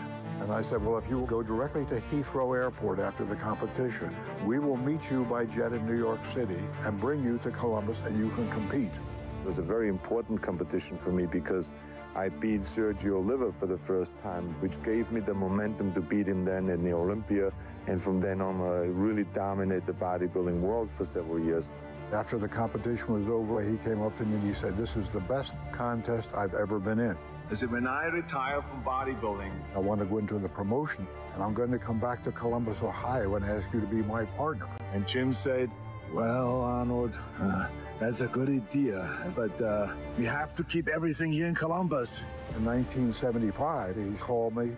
If you'll join with me as partners, in 1976, we will run the Mr. Olympia contest here in Columbus, Ohio. And since that day, our partnership has continued on a handshake. In 1975, when I won the Mr. Olympia competition in South Africa, $1,000. So this is why I decided to go and organize Mr. Olympia, Mr. Universe, and all that. First year, we will give $10,000, and in 3 years, we will give $100,000. And then in 1989, Arnold said, we've got to the point where we could have a contest which carries my name, the Arnold Classic. Welcome to the Arnold Schwarzenegger Classic, one of the hottest tickets in Central Ohio. Why are you holding these championships in Columbus, Ohio? Because this is where I won my first World Bodybuilding Championship. And since then, we've held the biggest competitions here. The biggest guys are coming. When I say big, I mean big. One of the premier events in bodybuilding in the world, and the superstars of the sport are here to compete. I think everyone is very satisfied, and I just look forward to many more Arnold Schwarzenegger Classics. I feel very proud and privileged to win the first Arnold Schwarzenegger Classic. Hans and Franz, what the hell are you guys doing here? We are here to help you out. I'm extremely proud and I'm extremely happy because it is the biggest and most important bodybuilding competition in the world, and that's why it's always sold out and it's packed. Winning this contest means a lot to me, Arnold. This is truly the greatest bodybuilding show on earth. Good morning. Hey Arnold, it's Jay Cutler calling. Thank you very much for the incredible job you're doing for bodybuilding and for fitness. The greatest compliment is when people come the day after and they say, I want to be in for the next one. One other important question. How do you spell Schwarzenegger? So far, the biggest honor of my life, to be the champion of the Arnold Classic. This is what it's about. It's inspiring people. We'll count you up. The 50th anniversary coming up. We're going to up the cash prizes to $750,000. This really means a lot to me. See, that's what they call changes. The greatest thing about our partnership is the joy we have of putting it together. And also, we always have the same commitment, is that the best is yet to be.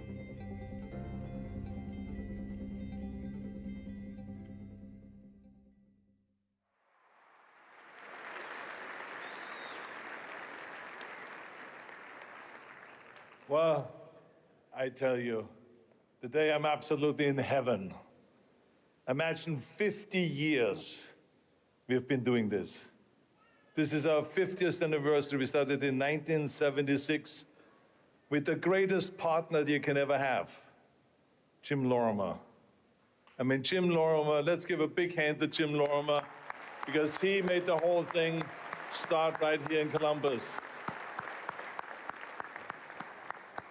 From 1976, I mean, I remember I told him in 1975, $1,000 I got this cash prize as Mr. Olympia. And this year, at the Arnold Classic here on this stage, we would have the highest cash prize ever with $650,000. Now, $750,000. Wait a minute, yeah, we actually upped it at $100,000. $750,000. This is 750 times more than I got when I won the Mr. Olympia. Think about that. And that's the kind of progress we made. But we're celebrating today 50 years of competitions here in Columbus. And the reason why we have been every year more and more successful and built it in this enormous kind of competition and expo is because of a lot of people that were helpful in that. I always say I'm not a self-made man. I'm a person that has gotten a lot of help. And this competition is a perfect example of that. I mean, what would we do without the sponsors? I want to say thank you to the sponsors for coming here every year and sponsoring our events. I want to thank the exhibitors. I want to thank the great athletes that are coming here, women and men. I want to thank the world's strongest men, women and men that are coming here every year and entertaining us, and they're doing such an extraordinary job. I want to thank the people that are upstairs in the booth and that are such champions when it comes to live streaming. That's why we have the most successful live streaming, because they explain everything to the audience out there that doesn't know so many times, why is this person winning over this person, even though this person is bigger than this person? And they explain everything into details, how important it is to have the calves, to have the muscle separation, to have the posing, to have the size, and to have all of those kind of things. They explain it. They did such an outstanding job for the women and for the men. So let's give them a big hand up there in the booth.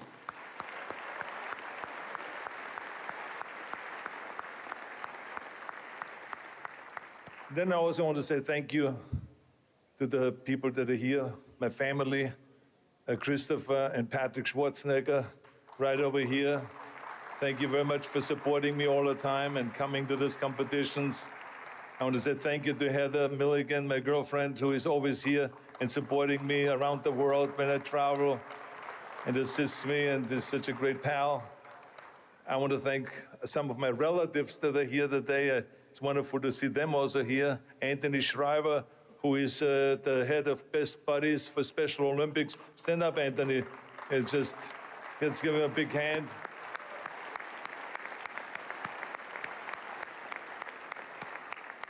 So it's really wonderful. And of course, one of the things that makes this competition successful is because we always promise less than we deliver. And here's a perfect example today. We have today so many great bodybuilders that have come here and that come here every year. And I decided this the last minute, to have them come out on stage, rather than just announcing them one by one, but to have them come out on stage. So I want to have my MC help me here today, because these are the greatest bodybuilders of all times. We have here today 44 Mr. Olympia titles coming on this stage. 22 Arnold Classic title winners coming here on this stage. So let's come out here. Ladies and gentlemen, we have your first ever Arnold Classic champion, Rich Gaspari. Two-time Arnold Classic champion, Branch Warren. Your reigning Mr. Olympia and 2025 Arnold Classic champion, Derek Lunsford. 1990 Arnold Classic champion, Mike Ashley. 7-time Mr. Olympia, Phil Heath. 8-time Mr. Olympia, Lee Haney. Our 1991 Arnold Classic champion, Sean Ray. 2019 Mr. Olympia, 2-time Arnold Classic champion, Brandon Curry. 5-time Arnold Classic champion, your 2008 Mr. Olympia, Dexter Jackson. Your 2001 Arnold Classic champion, 8-time Mr. Olympia, Ronnie Coleman. 3-time Arnold Classic champion, Kai Green. Your 2024 Arnold Classic champion and Mr. Olympia, Samson Dauda. Four-time Mr. Olympia, three-time Arnold Classic champion, Jay Cutler. Your 2021 Arnold Classic champion, Nick Walker. And former Mr. Olympia and 2024 Arnold Classic champion, Hadi Chupan.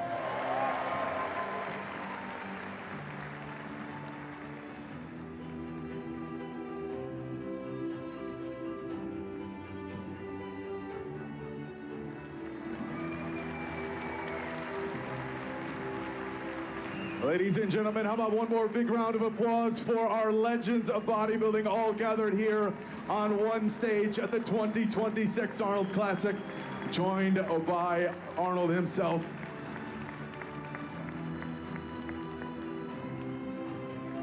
Have all the gentlemen step on in for a photo.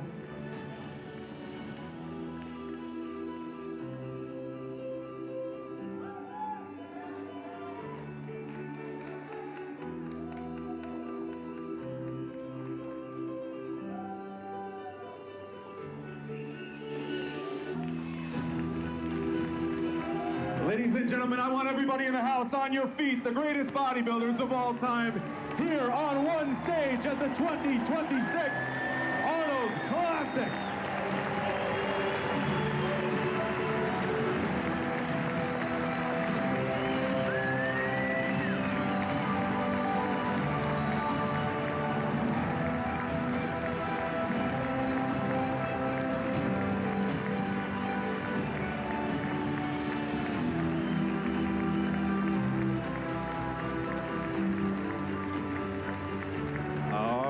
Thank you very much, gentlemen.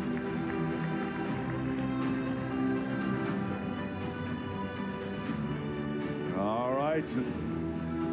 Nick, Hadi, Brandon, we need you guys backstage. You got some work to do. All right. Thank you very much, gentlemen.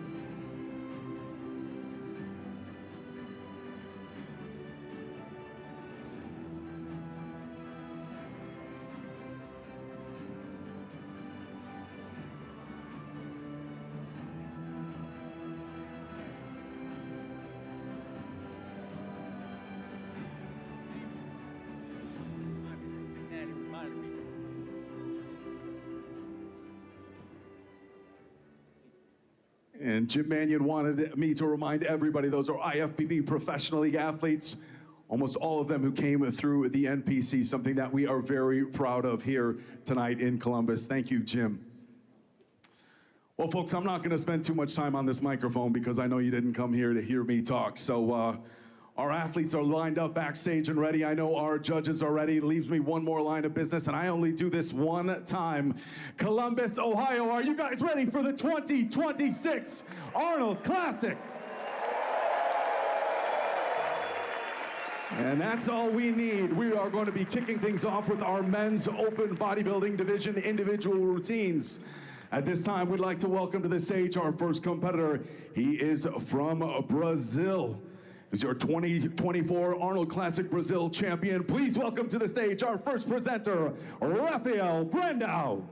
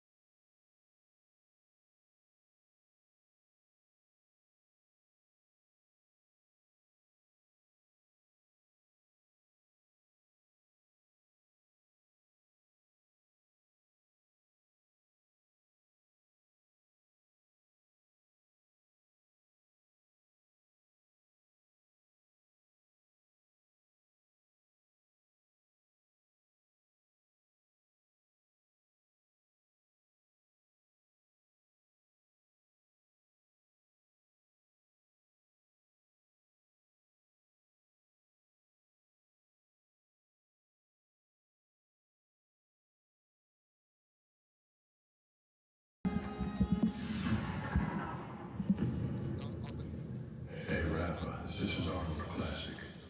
Let's put some fire on this stage. And these are a little bit longer, Nick and Phil. These things go 3 minutes. So this is, Phil, you talked about that in the pre-show.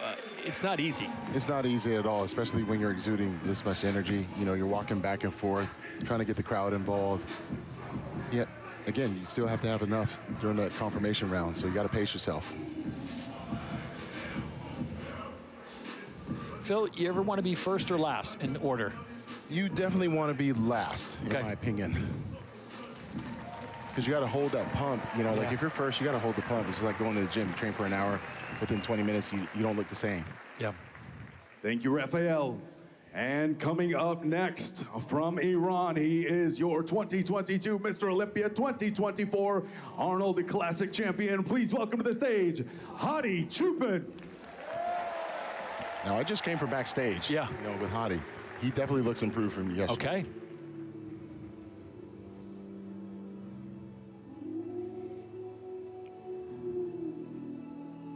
Wolf.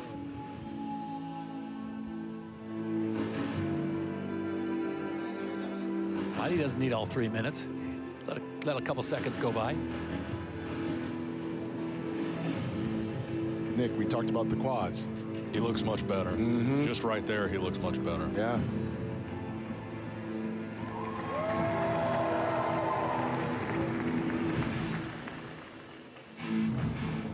What a difference in 24 hours.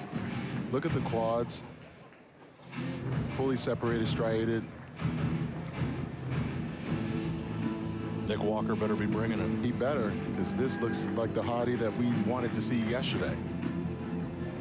How do you do that? How do you go from what we saw 20? Not that it was terrible, but could be nerves, you know, could be a lot. Could just be eating more food or even less food. Or just getting more sleep. This is a person that, you know, comes from all the way from Iran. Yeah. Has to go to Dubai for weeks on end, trying to get a visa. He's waiting on standby just to be able to come to the United States to compete. Glutes and hamstrings look better this time, too. Yeah. His color looks really good as well. Too. Yeah.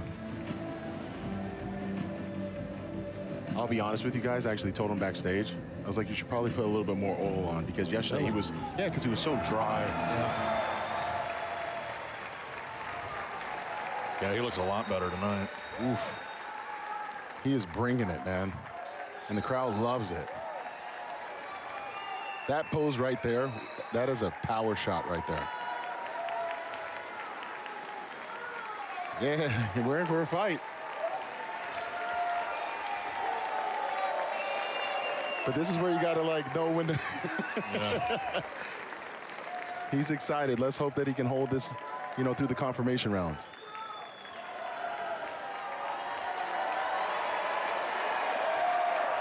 So if Nick comes in just a little bit off from where he was last night, he might be in trouble. He'd be in big trouble, actually. What's that? I think his time is up, but he, no one's going to pull him off stage. He's actually getting tighter, though. Like, you see how much fuller he... I feel like he knows it, too. Yeah. He's like, let me go ahead and squeeze out any water I may have. Yeah. Ladies and gentlemen, Hadi Chupan. That's a veteran move right there. Coming up next to the stage, he is from Nashville, Tennessee. Was your 2019 Mr. Olympia and is a two-time Arnold Classic champion. Please welcome to the stage, Brandon Curry. So let's see the changes from Brandon Curry, who did not get called out of the first four.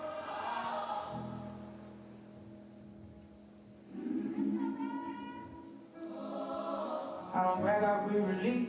Everyone feel like belief. I remember nights I asked for peace. Now peace sitting right with me. They see progress, call it pride. Don't know tears I had to hide. Don't know how many times I've been just to thank God for where I went. I ain't out with what I got. I'm just grateful for the lot. Every step feel learned through grace. Not a flex, it's a praise. I don't shine to make them small. I shine cause I survived the fall and judge show on my face. It's cause God doesn't so I stay patient. I stay prayed up. What I'm living.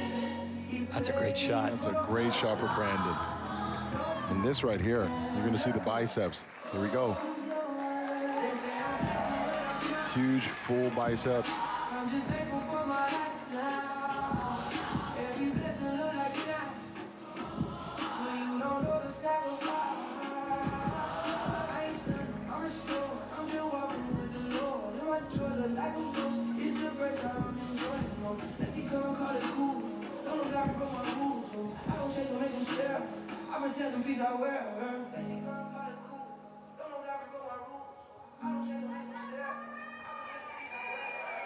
You see the striation in his shoulders when he's hitting that shot, that side tricep? Used to stress about what I lack. Now I'm chilling with the facts. I got breath, I got time, I got purpose on my line. I don't flash and fade away. I value. I was waiting for the back double. Saving that for last? Yeah, maybe. Phil, what do you think the odds are that we see him a call out with Martin? I think it's pretty high. He deserves it, that's for sure.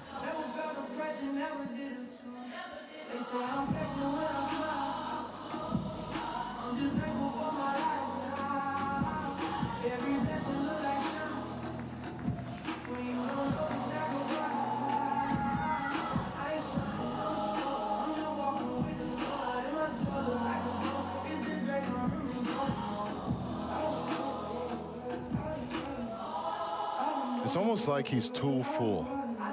Like from that back shot that we saw, we didn't get to see the crispiness that we're seeing in the front. But this most muscular, that's a great pose for him. Good job, Brandon. Thank you, Brandon.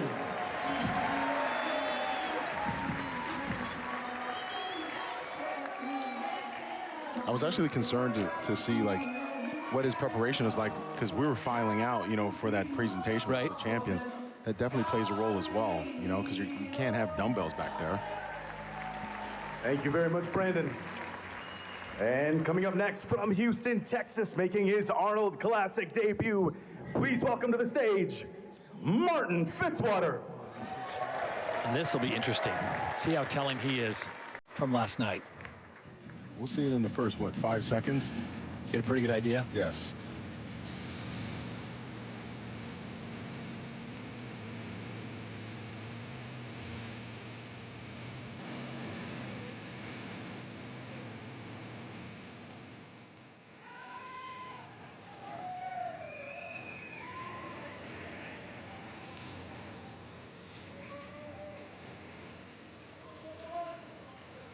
Is it me, or does it look like he actually redid his tan? Yeah, especially his head. Yeah.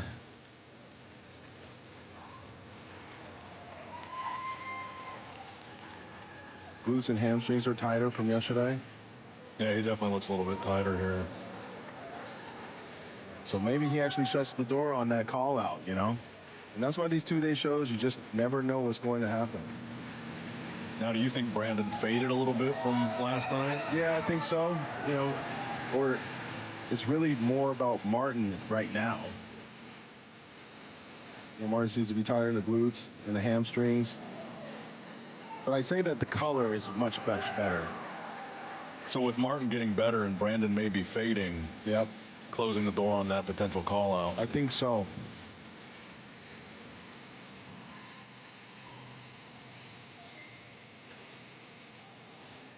But there's still a lot of time, you know, in this. We'll see. That quad development is nasty, in a good way, guys. Oof. It's like full-size anatomy chart, just with all the striations there, separation. Yeah, you know he's happy now. You can kind of tell. This is night and day. And I think sometimes having your own music helps as well. Yeah. I've been practicing with this music. Remember, this is a 3-minute routine too, so this is some serious workout. Yes. He almost looks like he's getting more confident the longer he poses. Thank you, Martin. Coming up next from Egypt, also making his Arnold Classic debut, please welcome to the stage, Mohamed Foda.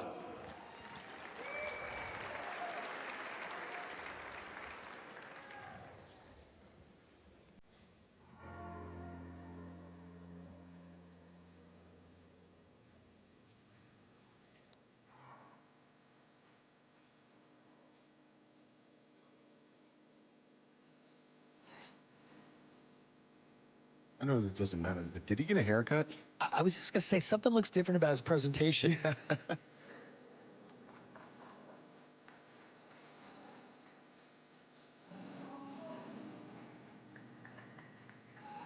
He looks harder than he was yesterday. It was almost like he came in a little too heavy yesterday.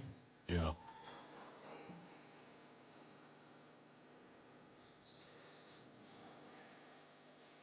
How long does it take, Phil, to know how your body's going to react as far as rest and food and how quickly it's demonstrated?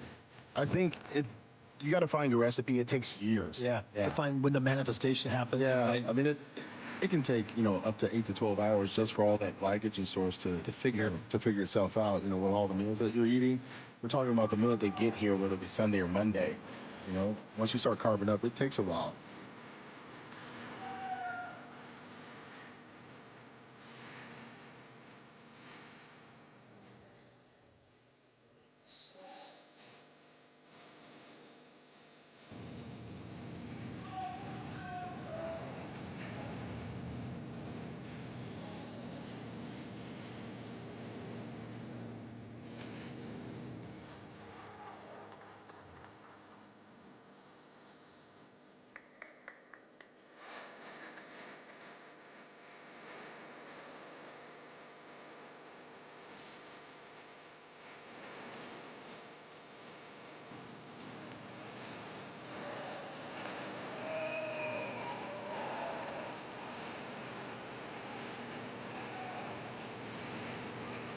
Really good separation of the front belt.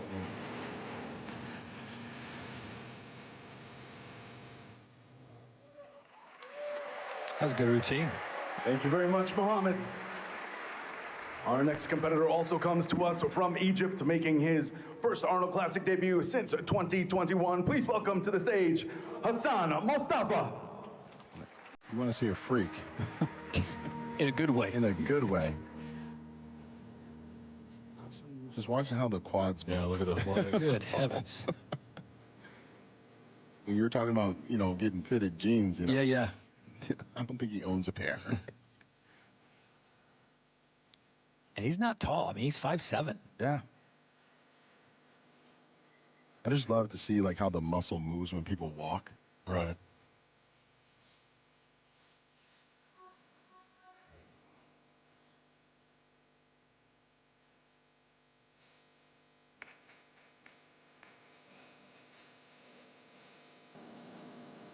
Heavy criticism on him is that he's not coming in shape enough, but at the same time, 5'7", packs on a ton of size.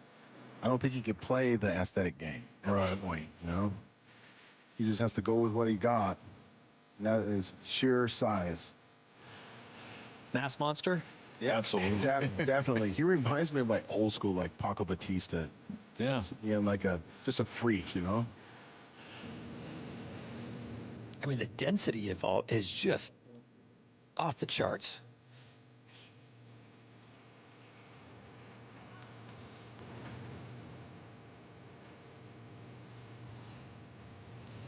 If I'm Mustafa, I'm gonna, probably have a schedule of doing a couple more shows. If I'm really trying to make the Olympia, definitely want to, nail down that diet. Because imagine if you were to nail it, a little bit more, he would really hurt some feelings as far as being a mass monster. Absolutely. Thank you, Hassan. Our next competitor comes to us from the UAE.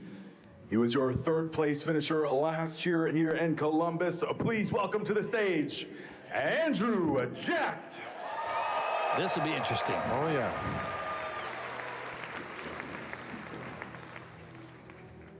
Where iron bends and legends are forged. They call him the myth, the legend, the aesthetic mass monster. The Mona Lisa of bodybuilding. Andrew. Got Arnold out of his seat. Yeah.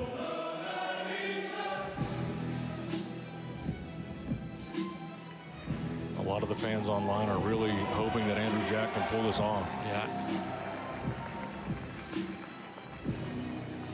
So, Phil, is that added oil that he came out with, or has he already got a good sweat going? I think he has a lot of oil on. He might have wanted to pat that down a little bit more, because I just don't want to see it detract from the striations in his chest like we saw yesterday. That's a really good pose for Andrew. Not just a bodybuilder, a work of art.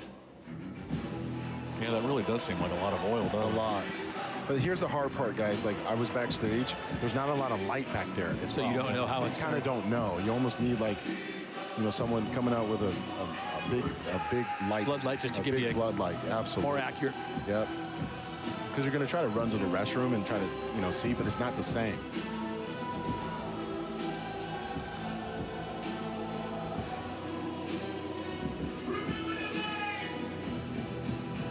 The Mona Lisa. Andrew Jack.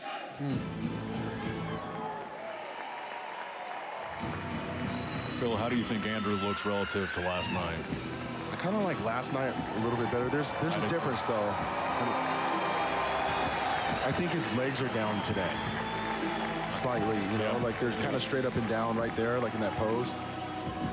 You're not seeing it as much, but here we go. Here it is. The signature.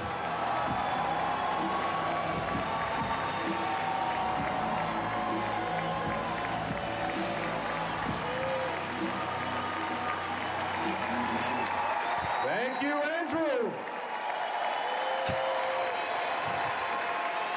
And he is rocking the red. Makes Angelica happy. Our next competitor comes to us from Pine Hill, New Jersey. He was your 2021 Arnold Classic champion. Please welcome to the stage, Nick Walker. The man of the hour. Yeah, this is going to be the telltale. So we've seen Hottie, we've seen Andrew.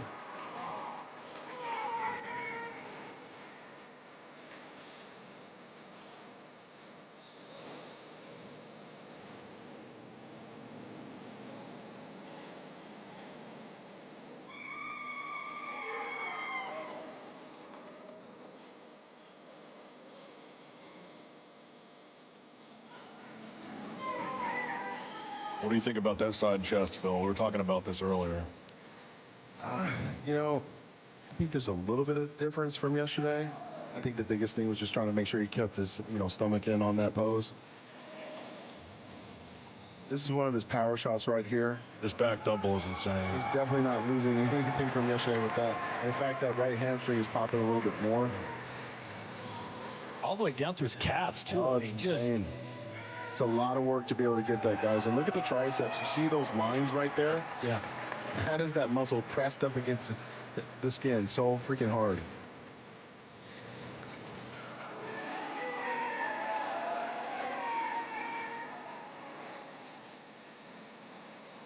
I mean, look at the definition. That is... It's a difficult pose for a big guy like him. Very difficult pose. And he's taking his time, you know? Nick, you put him against Hottie. What do you think? Right now, I think I'm leaning towards Hottie. Yeah. You start to see the legs right now with Nick. Like, I think they're kind of devolumizing just a tad bit. And again, we're nitpicking. We're trying to figure out who's the best, right? But I do think that Nick did enough here to solidify himself in the top two. For sure. I have him over Andrew at this point. I think so, too. And you see Nick's demeanor right now, like he's not overposing because he knows that they're going to get through some. Thank you, Nick. That confirmation round is coming. Our next competitor comes to us from Clifton, New Jersey. Finished 6th here in 2025. Please welcome to the stage, Akeem Williams. So Akeem, the penultimate athlete, and then it'll be on to our final competitor in Anthony Williams.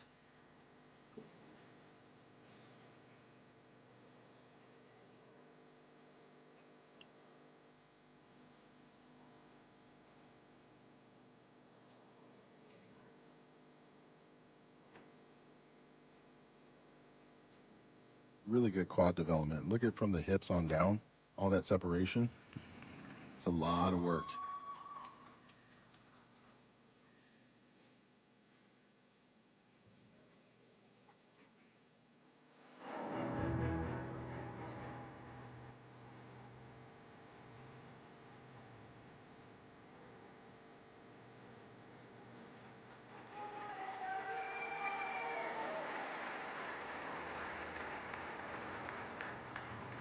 He's improved from yesterday, I think. I think so, too. Yeah. Side leg is just crazy. Yes.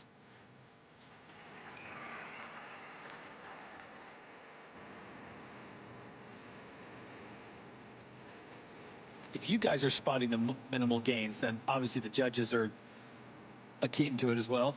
Absolutely. For sure. Absolutely. And I believe they have an idea.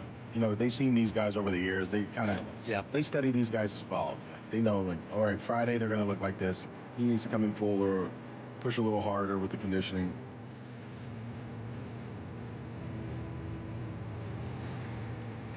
That's a big delt, ladies and gentlemen. Like, that is a huge delt. It's a big everything. And look at those biceps. You see how the muscle is moving?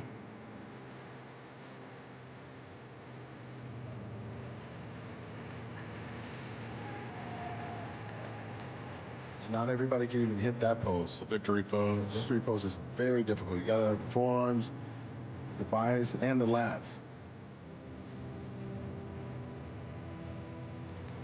Good job, Hakeem. I'm glad that he actually. Thank you very much, Hakeem. Quads, you know. And rounding off our individual presentations from Woodbury, Minnesota, he was your 2025 Arnold Amateur Bodybuilding Overall Champion, making his pro debut, and of course, Arnold Classic debut right here tonight. Please welcome to the stage, Anthony Williams.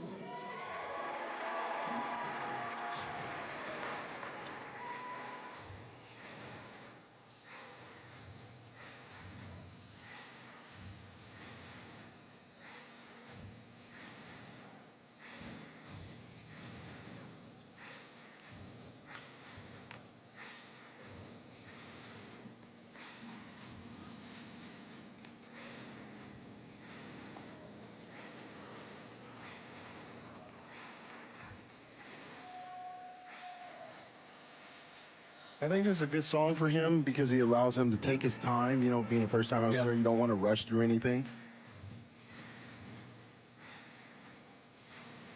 You ever look back at footage of your first time, Phil? Oh, yeah. I used to pose to a lot of R&B, and then I realized that that just wasn't for me. I need to show like a little bit more fire. Yeah. But everybody's different, you know? Posing is a structured dance with the muscles. Is that a you decision, or do you get with a coach or someone that says, this music suits your... I never worked with a posing coach. Really? I literally would look at all videos from like Lee Haney's day and Arnold. Thank you very much, Anthony. And just try things out. And we are going to see all of our gentlemen back a little bit later in the evening for our confirmation round of scoring. And we just saw some of the best in the world on the Arnold Classic stage flexing their muscle, and we're going to have a little bit of fun with our audience members out there. I look out in the crowd and I see some people who don't look like they're new to getting up and hitting a few poses. So right now, we're bringing back our fan cam. I need everybody on their feet. You guys want to be on the big screens, stand up, hit a few poses, and show us what you got. I nominate Phil Heath, Angelica Teixeira, and Nick Miller. Get that camera up here. Jeez. We got shirts off already. All right. There you go.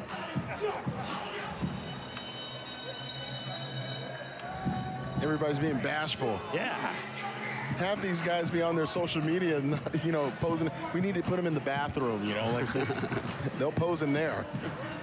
There we go. There we go. Oh, Wonder Woman's here. What? What? Ooh, Superwoman. Jeremy Buendia. Oh, yeah. Showing those games. Oh, this guy, he's all in. These guys are all in. Oh, my God. That's so fun. I saw those guys at the booth today. Actually. Serious. Shirts on or off? Shirts on. Okay. Is that Keon? Yeah, Kim and Sean. You know what? They should have took it off. Oh, yeah. All right. Well, that was a little bit more than I had expected, and you guys put on a heck of a show. That's what that fan cam's all about, just having a little bit of fun here tonight in Columbus.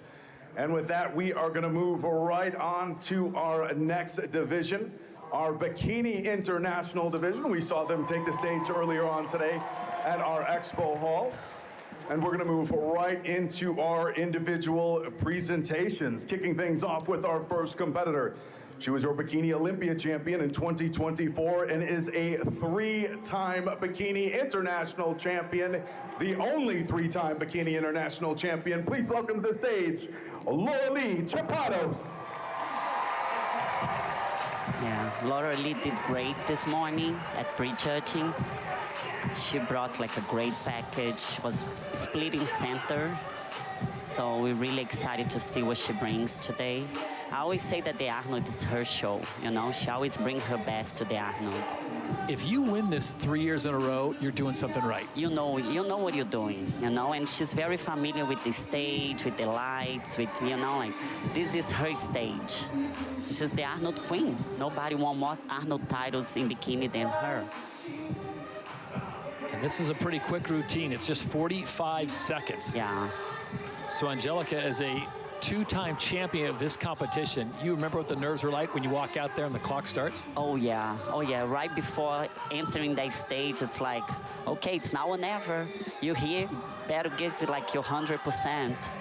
And you have an internal clock going on. You know how long to hold the pose. You know how long to transition. Yeah, we practice that posing to be exactly, you know, the seconds they allow us to be on stage.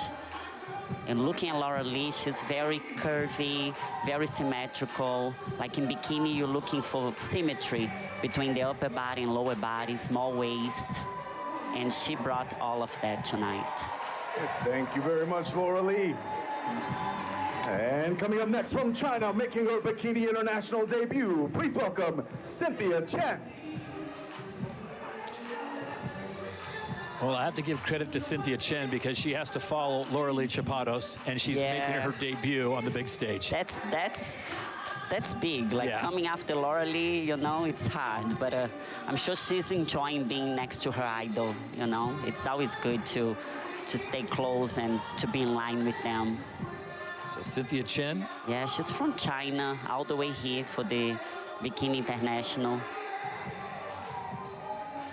First time competing. As you look at her presentation, what would you advise her? What you give her advice on, or we can tell that she's, you know, like, because this is her first time and probably her bigger show, she's a little nervous. So I would say, like, just relax, have fun. This is the show to have fun, to show off, to show the world, like, I have potential. So when you come on stage, you gotta really, like, relax, put on a show, flow.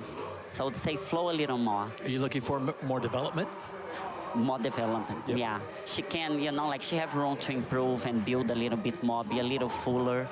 And also her bikini color, you know, like, it's orange. Thank you, Cynthia. And coming up next, so good with the light. She was your runner-up here at last year's Bikini International. Please welcome to the stage from Las Vegas, Amy Delgado. Yeah, Amy is one of the favorites for the title today. She was splitting center with Laura Lee and then Ashley Little. But she brought like such a beautiful package, very round, and everything flows really well with her physique. And she has like a very polished presentation. Right, I was just gonna say, not to take anything away from Cynthia Chen, who is making a rookie debut, but you can see the difference in her presentation. Yes, everything pops. If you see, everything is full in the right amount, and nothing pulls your attention. In bikini, if you get your eyes to one body part, it's because something's wrong. Bikini, everything gotta flow. So it's a very balanced physique between the upper body, the lower body. They're looking for nice and round glutes, small waist, the hourglass shape. And look, we're talking about our hourglass shape. I love that pose. And I love the pink for her. She also looks very confident on stage. She knows she looks good. Yeah.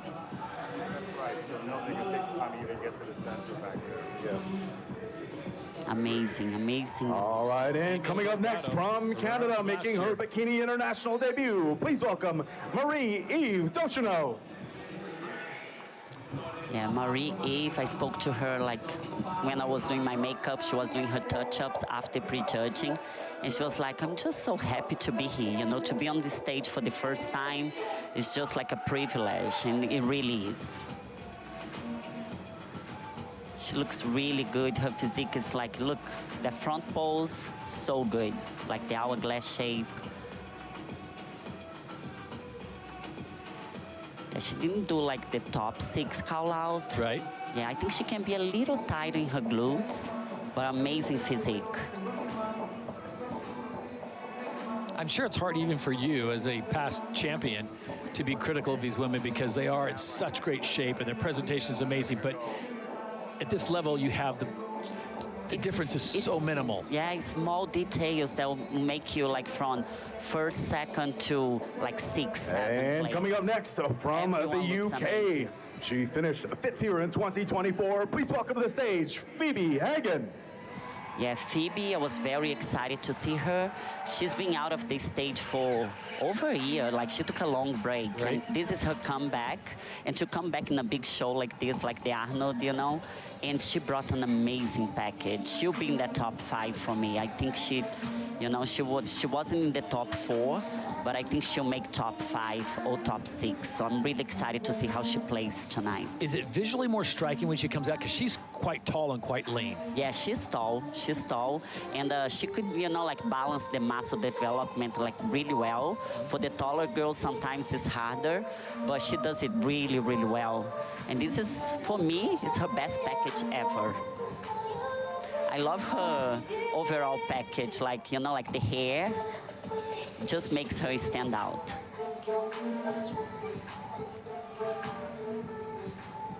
Just 45 seconds is the routine time.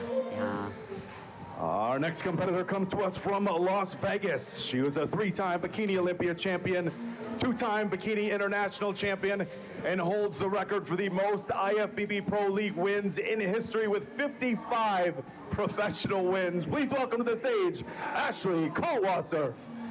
Another one of your favorites? Oh, yes. Ashley, I always say she's the GOAT of Bikini. I mean, 55 pro wins. Who else can do that? Let's see in the future, right? But she's been competing forever. Like, she's, you know, she's here since the Bikini started. And she's keeping up with the evolution of Bikini. So this is amazing. She did come in a little too tight, I thought, for prejudging. But she'll be in the top 4. So she's looking a little fuller for finals. When you talk about coming in too tight, explain what you mean by that and how they can fix it. Yeah, we could see like her legs, you know, got a little too thin, and the glutes got a little smaller, and we could see some cuts in her quads, like some striations. Still look at amazing. I mean, amazing, amazing, and she looks even better tonight. So. Amazing job. Like, things can change from And coming up next from Tampa, Florida, making her Bikini International debut, please welcome Ashlyn Little. Yeah, Ashlyn Little, she's also one of the favorites. She was in the top 3 last call out, you know, when they call like the last 3 favorites, and she was there and they kept switching place. She did stay in the center for a little bit, and then they moved her to the side, but the judges play with that, so it can be anyone's show. And she brought like a fuller package than her last show. She did get 3rd place here last year, so she's looking to improve her placing. And we know that at least 3rd place she'll take. So let's see what else, you know, like if she can improve from that. Is it strange for you being on this side of the camera now, knowing what's going on behind that stage and who, you know, the next athlete up and what they're going through? Yeah, it is a little strange, but it's so good to know exactly what they're feeling, you know? You can relate. Yeah, and to know that I have done it all, that I've been there so many times, 6 times on that stage, on the Arnold stage, so. You gotta know when it's time to move on. I know it's never done until you're handed that trophy, but at some point tonight, one of these ladies is gonna have that feeling of, I've done enough, I've got it. Yes, yes. And you can show in the presentation. Yeah, she looks amazing. And coming up next from Mexico, also making her Bikini International debut, please welcome Perez. Yeah, Reina was in the top 6. She'll probably get top 6. So I'm excited to see who they put on 5th and 6th place, you know, who fits in those, you know, like who be in the top, you know, in the picture.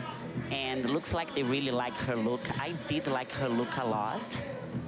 And when she turns to the back is when she really gets points, you know, like her score just goes like for me, the best glutes this morning was Reina's. Is it just a matter of experience for her and just more time? Yeah, and you never know because, you know, like when you competing against the best of the best, you know, everything gotta be, you know, like perfect. You can have the best glutes, like for me, she has the best glutes. But also like other things, like her midsection, you know.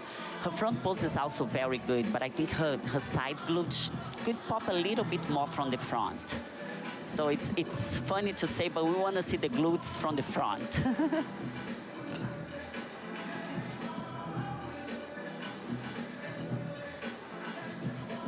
Yeah, great job by Reina. And coming up next from the Dominican Republic, making her bikini national debut, please welcome Sharon Ramos. Yeah, Sharon, her first time here, like her pro debut here, her debut at the Arnold.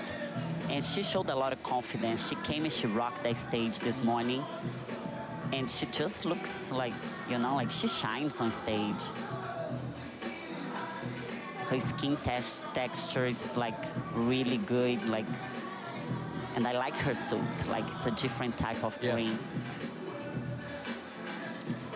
And you see, like for bikini, we don't see many reds. So I think it's just one red tonight. You need to start coaching them up on that red. Yeah, I'll have to talk to them, say, hey, that's what's up. Yeah, she did improve her physique a lot, even her glutes. That I know that was the feedback for her from her past shows, and she looks much fuller in the glutes. So maybe she will be in the top 6. It's, you know, it's between her and Reina for me to get in the top 6. So let's see what the judge will pick. Beautiful. And we're down to our final 2. And coming up next from Las Vegas, she was your 2025 Arnold Classic Amateur Overall Champion, making her bikini national debut, Yulania Chornohuz. Yeah, what a privilege, right? Won her pro card here last year and then competing here with the best of the best. Yeah, I went downstairs to use the restroom and I saw her and she's like, I'm just so happy to be here, you know? Such an amazing experience. And she rocked the stage. She brought confidence this morning. Yeah, she has what we'd call a swagger. Yeah, she she has a bit of a does. swagger about her, doesn't she? And she has the red. I was gonna But I know, like for bikini, it doesn't pop like for wellness. I don't know Really? why. It's just, yeah. I mean, it's still a great color. Red is a great color. But it feels like for wellness, it's really, you know, like the wellness color. But she looks better here like tonight than she did in the morning. She's looking a little fuller. If red is such a good color, why don't they run in the red bottom shoes? Oh my God. That'll be a little too distracting. Oh, you think? For bikini, there is also that detail. You don't want anything to distract. And rounding off our individual presentations from Bellevue, Washington, making her bikini international debut, please welcome Tiana Weymouth. So another rookie that'll take the stage for the first time in Tiana Weymouth out of the Pacific Northwest in Bellevue, Washington. Yeah, she's one of the youngest pros.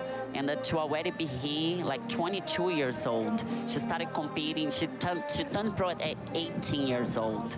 So, you know, like she has so much time to improve, to get that muscle maturity. I was gonna say, is there a prime age? Is there a window where it's like you're at perfect age for development of your muscles? No, it depends like how young you start training, right? So if she did start training like very, very young, yeah, we can tell she's a little bit nervous.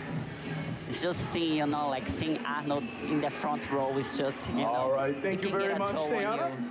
But she did great. And that is going to conclude our individual routines for our Bikini International Division. At this time, we're going to welcome all of our ladies back out on stage for our confirmation round of scoring. And at this time, I'm going to turn the mic over to our head judge. Okay, so everyone comes back out on the stage. Quick turnaround for Tiana. Yeah, so now 2, Cynthia. 4, Marie. 5, Phoebe. 8, Reina. 9, Sharon. 10, Juliana. 11, Tiana. Wow. Yeah, they doing, this is actually the second call out. Okay.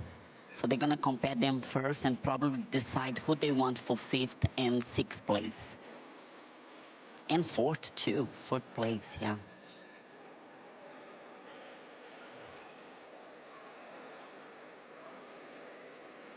Face the back.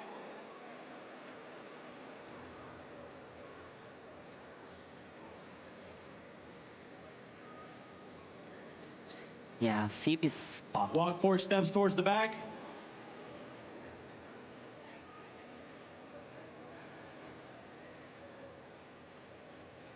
Yeah. You can tell like Raina's glutes too, it's like just amazing. Face front and walk back.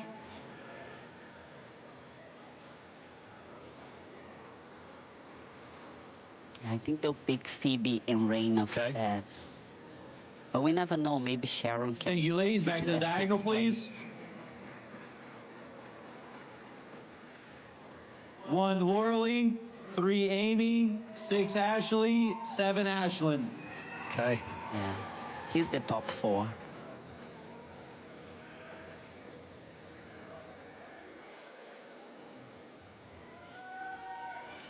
Yeah, he's when details can make the whole Put your difference. judge hat on right now. Yeah. Face oh the my back. God. Yeah. For me, it's between Lauralee and Amy. And honestly, and that's right in the middle. Like, nobody gonna be mad if Lauralee wins and either Amy.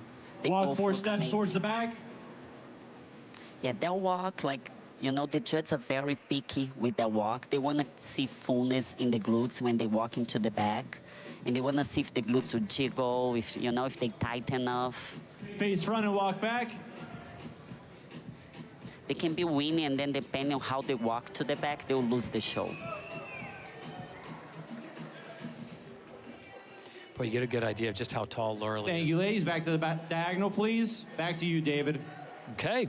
She's the tallest there in the All top right, 4. that is going to conclude our confirmation round for our Bikini International competitors. And we are going to see them back a little bit later in the evening for our awards presentations. Great job, ladies. Wow, amazing lineup. And with that, we are going to move right on to our next division, our men's physique division. Once again, prejudging taking place earlier on today at the Expo Hall. At this time, we're going to welcome to the stage our very first competitor. He is from Brazil, placed 3rd here in 2024. Please welcome to the stage, Vitor Chavez. And we'll welcome back Nick Miller and Phil Heath. My thanks to Angelica.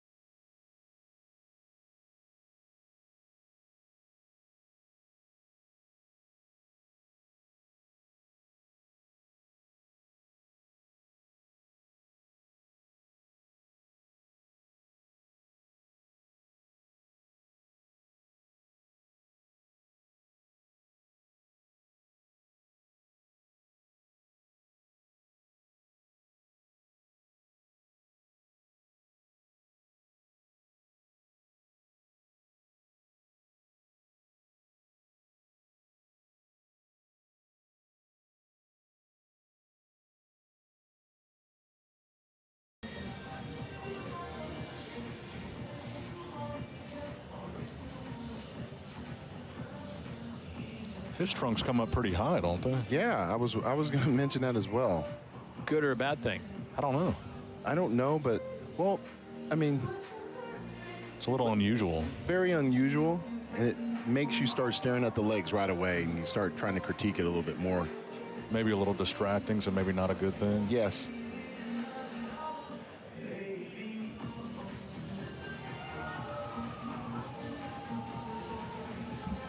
It's a really narrow waist, you can tell.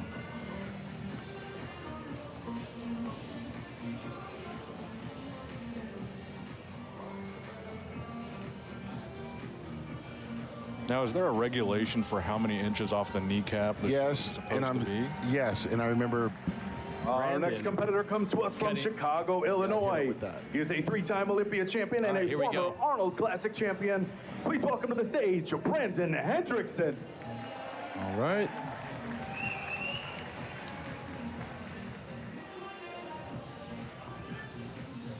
And this is just a polished physique that you're seeing here with Brandon. Well, he's a consistent top 3 here at the Classic. Go all the way back to 2016 when he won it all. Yeah. 17, he finishes 3rd. 18, he finishes 3rd. 2020, he finishes 2nd. And he's been placing at the Olympia for over a decade. Yeah. And he's not slowing down.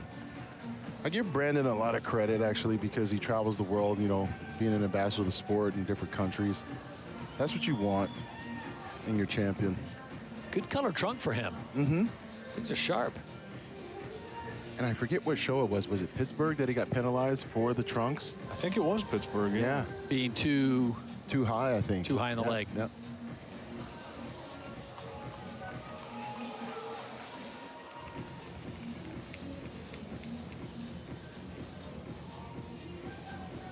I don't see any flaws with Brandon's physique, especially. And coming up next from Huntsville, Alabama, he finished 6th here in 2024. Please welcome to the stage, Emmanuel Hunter. Well, before that 2024 6th place, he was top 3, both 22 and in 23. So he has some experience being on top of that podium, or near the top. His trunks match the background pretty good. There you go, blends right in. I wonder what Arnold is thinking right there. You know what he's thinking? His trunks kind of match the background right there.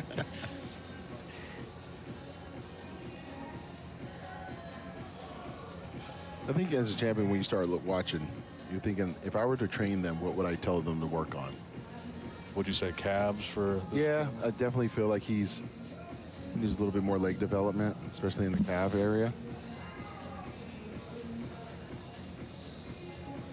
And a little bit more upper chest as well. I feel like in recent years. And coming up next from Tampa, Florida, making his Arnold Classic debut, please welcome Benquill Maroney. I feel like the trunks have gotten a lot tighter in recent years. Yeah.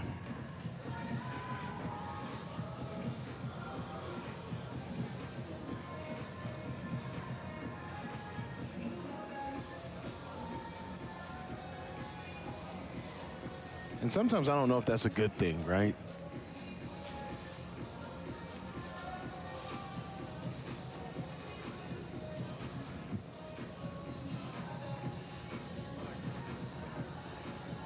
Well, Benquill was definitely in shape.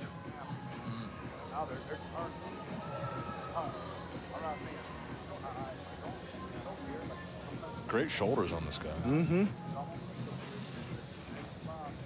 But as round as those arms are, you want to get the calves up a little bit as well. Just a little bit. Well done, Benquill.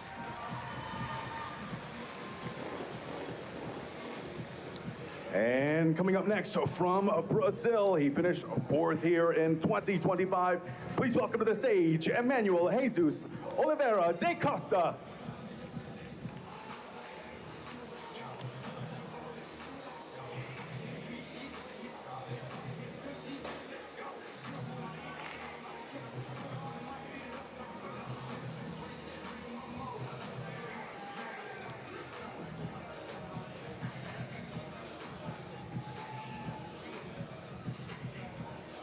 Definitely conditioned in the lower back. I'd say he's a little bit on the narrow side. He has a similar look to our Romanian competitor, Andrew Deu, who we saw come out early with almost the same facial hair, same flow. Quick turn for Emmanuel. And coming up next from Turkey, making his Arnold Classic debut, please welcome to the stage, Burak Özkul. Remember, these routines just 45 seconds. Making the most of it. And he won the Texas Pro this past year. I remember that being a pretty competitive show. Absolutely.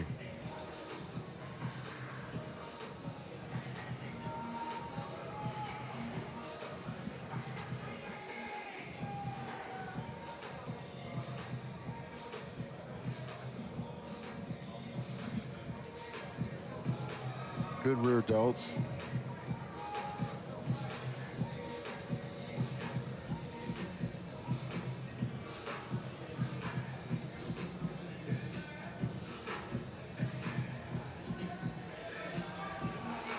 It's funny, sometimes when you see them pose, you can tell they want to hit like an actual... And coming up next, hit a from Vietnam, making his Arnold Classic debut, please welcome Nam Tran Quang. Oh, Nam was my dark horse. Yeah, you mentioned that. Yeah. And this is his pro debut? Yeah. Yep. You ever been to Ho Chi Minh City?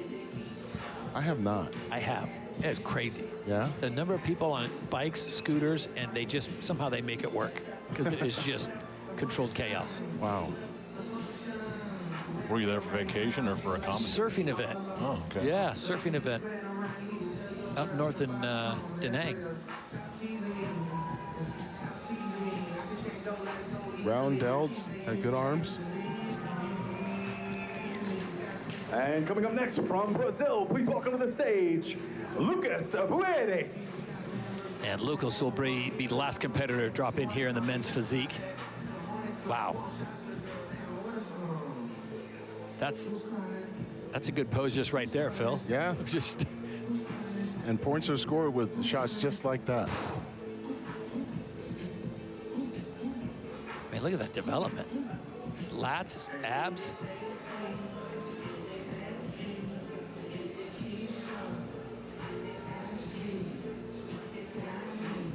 Can you talk about like holding water? Like he's very dry. Yeah.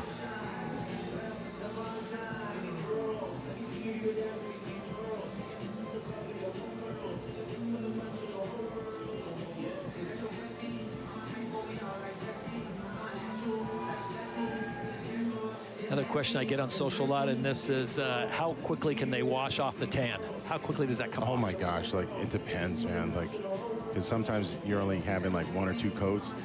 Sometimes people are doing it like days into the show, like starting on Saturday of the previous week.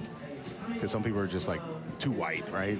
Because they didn't actually. Thank you very much, Lucas. For me, it was always like. At this time, we are going to bring all of our gentlemen back out on stage for our confirmation round of men's scoring. physique now goes to the confirmation portion. And once again, I'm going to turn the mic back over to our head judge.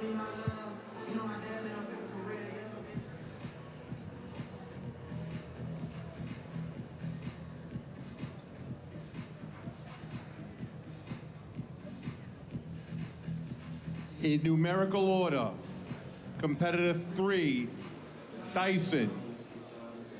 4, Paul. 7, Ben. 8, Emmanuel. 9, Burak. 10, Nam. 7, Lucas.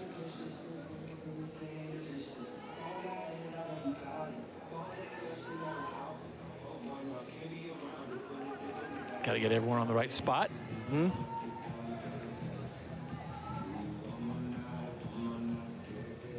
So, Phil, do you think this is the bottom 7? Yeah.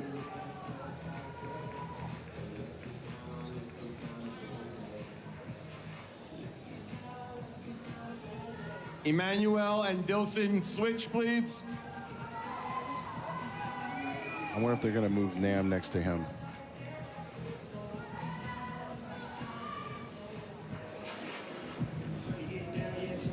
Gentlemen, turn around and face the wall.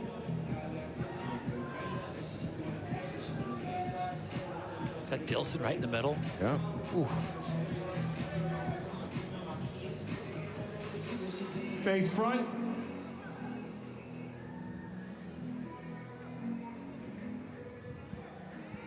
Thank you, gentlemen. Back in line, please. Okay. Saw what they needed to see. Yeah, that was pretty quick. Vitor. Andre.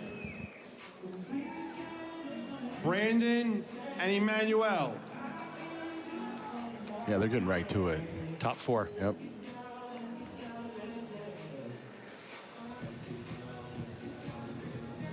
Vitor and Andre switch. Oh, look at this, right down the middle. Yep. Like I said, they're getting right to it.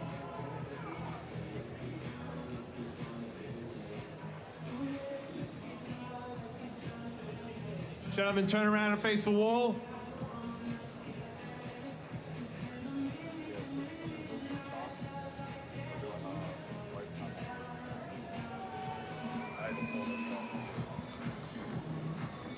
Now, wasn't Vitor Angelica's front. dark horse? I believe so. Phil, what do you think? Photo finish too close to call? Thank you, gentlemen. Back in line. This concludes our confirmation round. Tough. Did not Back mess to you, around. David. Yeah. All right, thank you, gentlemen. And we are going to see our men's physique competitors back in just a little bit for our awards presentation.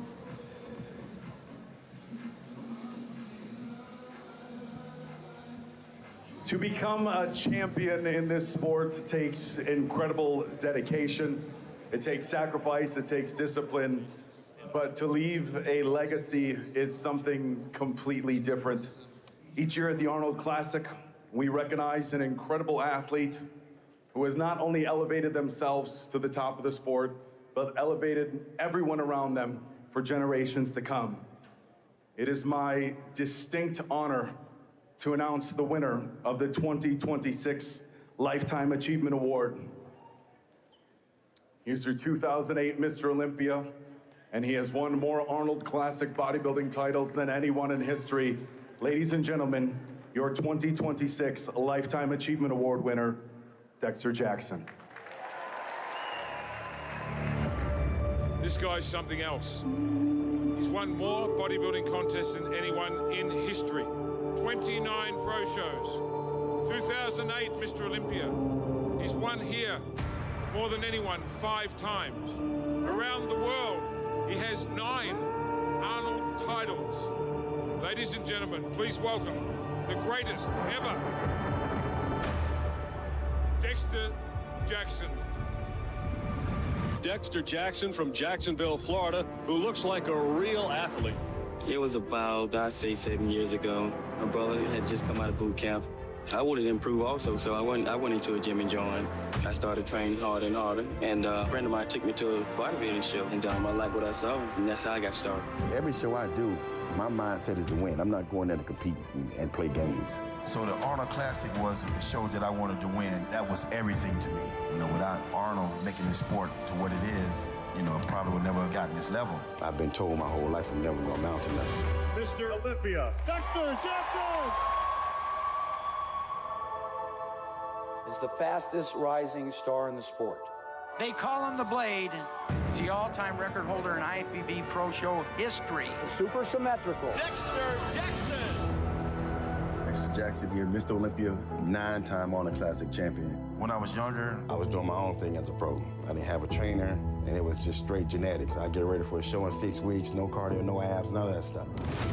I can get away with eating everything, but you gotta learn how to make adjustments as you get older, so. That's when George came to me. He's like, man, you should let me train you. And I was like, okay, George, let's make this happen. I said, listen, just let me handle everything, Dexter. I promise you, you will be back. After that, we've won on a total of 13 or 14 shows. He prolonged my career for another 10 years. You have certainly done some unbelievable things that the sport has never seen anybody accomplish. Number 1, baby. That's a feel, man. It was amazing, man. It was always good to win, you know? Who wants to be a loser? Dexter, you know, a lot of people ask me how would I feel about you trying to go from a record or even break it. Well, I would be honored. You're a great, great champion. Congratulations for breaking the record and for having you here that many times. standing here with the champion. 29th pro win, but it's been a hell of a career. I've actually lasted longer than any pro in history of the sport. Power, greatest bodybuilder ever lived. I never ever thought I would last this long. You start crying when your boy gone. One last time.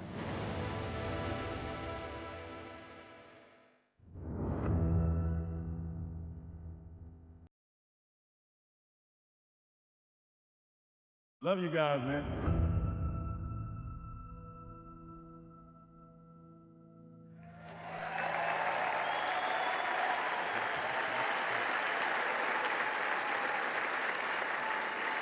We'd like to thank KSM 66 Ashwagandha for their presentation and sponsorship of our Lifetime Achievement Award. Ladies and gentlemen, at this time, we'd like to welcome to the stage Arnold Schwarzenegger and our Lifetime Achievement Award winner, Dexter the Blade Jackson.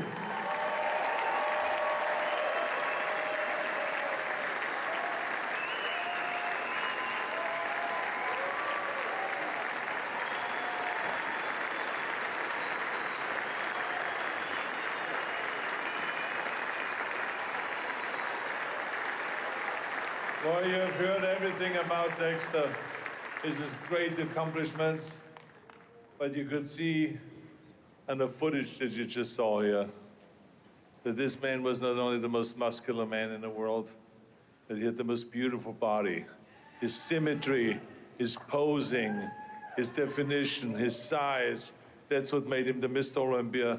That's what made him the Arnold Classic winner. But this man, Dexter, I mean, you won 5 times the Arnold Classic right here in Columbus, and he won it 8 times internationally. 9. I mean, 9 times? Okay, 9 times. Okay, right. 9 times. I was given the wrong information. I missed that one. Yes. Yeah, exactly. I mean, think about that. I mean, he has the most world championship titles of any bodybuilder. And not only that, what makes him so great is because he continued on promoting the sport of bodybuilding.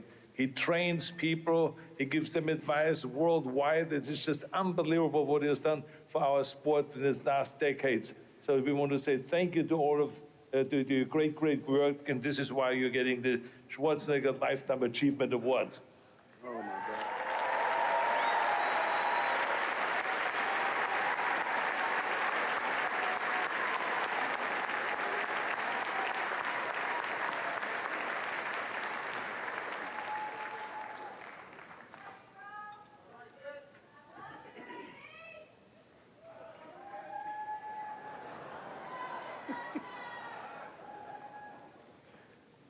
Oh man, I said I wasn't gonna cry. I started before I even got up here.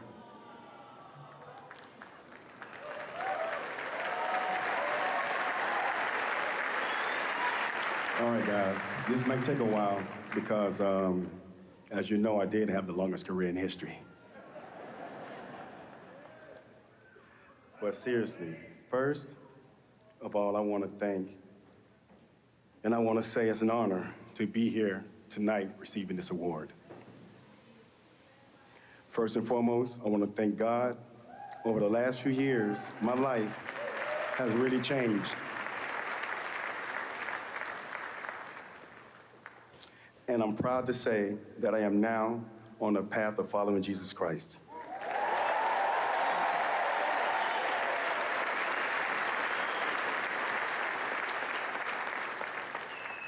Being born again has brought a new purpose and direction in my life, and I'm grateful for the blessing He has given me. And of course, I want to thank my family for always supporting me throughout my career, especially my fiancée, Gail, sitting over there, who has been with me on this ride for 22 years. Where it all started for me was actually because my brother. He went to boot camp.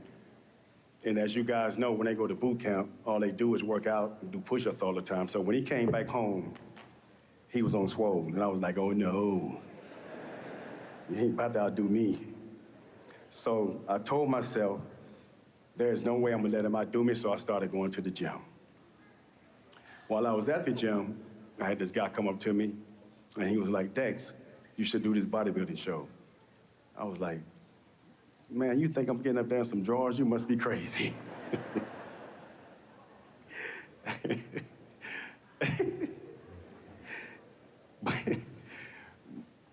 I remember it like it was yesterday. But it convinced me to go and watch this local show. So I went to the show, and man, I was hooked. Not for watching the show and watching the bodybuilders, but from all the girls screaming at them guys on stage. I said, man, I want all those girls screaming for me. So that's how my bodybuilding career started.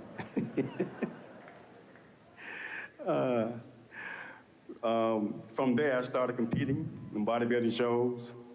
I was 137 pounds, my first competition. So let that sink in, 137 pounds. I think everybody in here weighed more than 137 pounds. But I ended up winning. I was a bantamweight, and I ended up winning the overall, which made me the first bantamweight to ever win an overall competition in the state of Florida.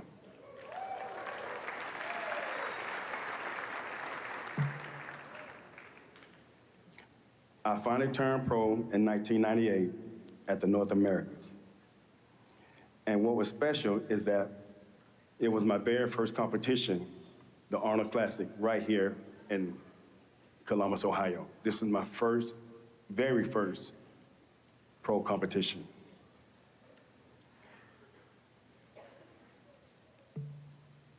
This show right here, after I placed seventh, I said to myself, I want to win this show one day. This is my goal. This is my Olympia. And the reason I say that because during the times that I was competing, all the guys that I liked, they were winning the Arnold Classic. Flex Wheeler, Sean Ray, Kevin Lerone. So my physique was comparable to those guys, so I wanted to be like them. And I wanted to win the Arnold Classic because I didn't think I could win the Mr. Olympia title because you had so many big champions winning that show. It started with Lee Haney, then it went to Dorian Yates, then it went to Ronnie Coleman, and then Jay Cutler. So I never thought I can actually win that competition.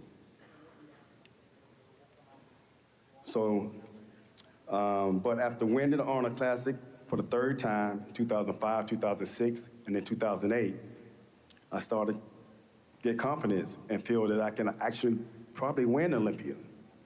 Because Jay wasn't at his best the previous year, and I figured if Jay comes in this show trying to match my conditioning, I think I can beat him. So that's when I started getting more and more confident, and I felt I can actually win Mr. Olympia. Well, that dream came reality in 2008. I ended up winning the Arnold Classic and also winning Mr. Olympia that same year. And let me tell you, I was on cloud 9. Thank you. Along the way, I had a lot of great competitors and friends who pushed me to be better. Guys like my best friend, Stan McQuarrie, he's around here somewhere running around. That's some laughing now. Melvin Anthony, Chris Camere, Branch Warren, Phil Heath, Flex Wheeler, Jay Cutler, Sean Roden, rest in peace, and Sean Ray. Thank you guys so much for pushing me and making me be a better bodybuilder. And one thing I love about bodybuilding is that the world, with so much division, this sport brings people together. It doesn't matter where you're from, what you look like, or what language you speak. When we come to these events, we come together as one bodybuilding family.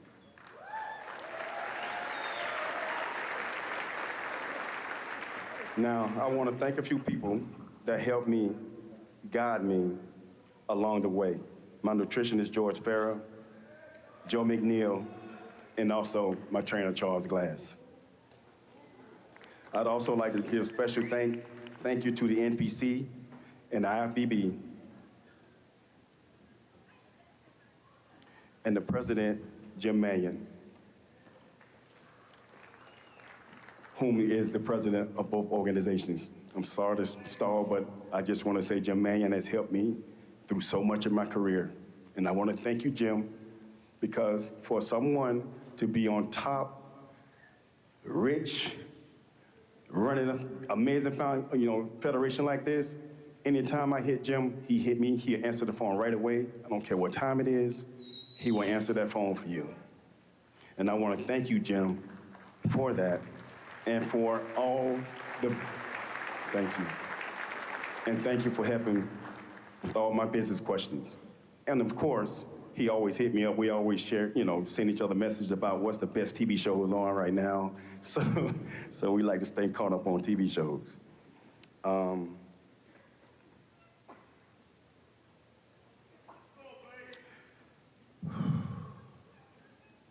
Because of this sport, so many of us have been able to build careers, earn livings, and take care of our families. And because bodybuilding gave so much to me, I try to give back as well by hosting my own show, the Dexter Jackson Classic. And yes, sir. And through my supplement line, the Dexter Jackson Signature Series, continue to support athletes and the bodybuilding community. I've been blessed my whole career because I've had great people around me. It truly takes a village. You can't do this alone. These are some of the people who have been part of that village for me and that have become great friends and like family along the way.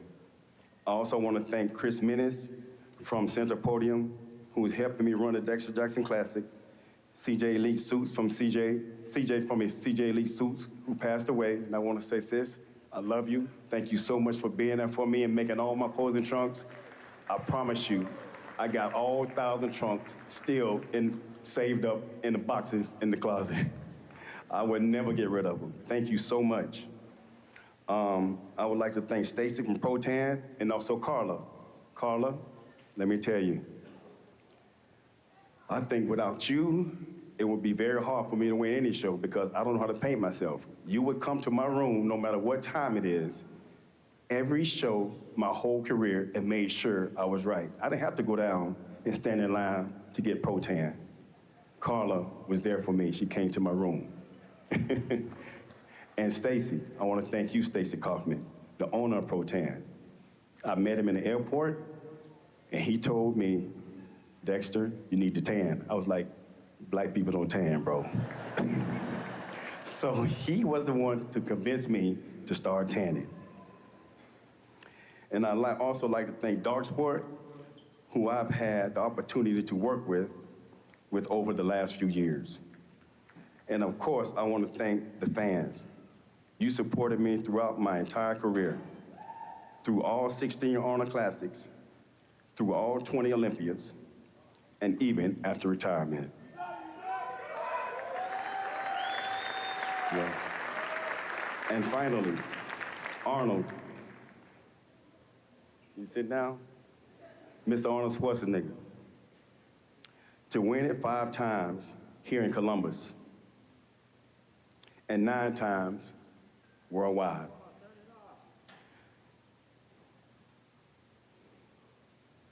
I now stand here receiving the Lifetime Achievement Award from you. It truly means the world to me, and I want to thank you, and God bless you and everybody in here. You guys have a good night.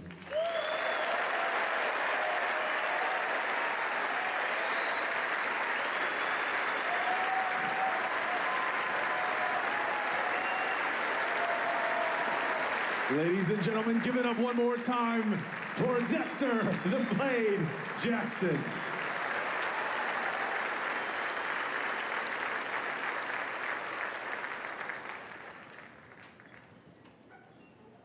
And with that, we are going to move right back into our competition by bringing out our men's open bodybuilding class for our confirmation round of scoring.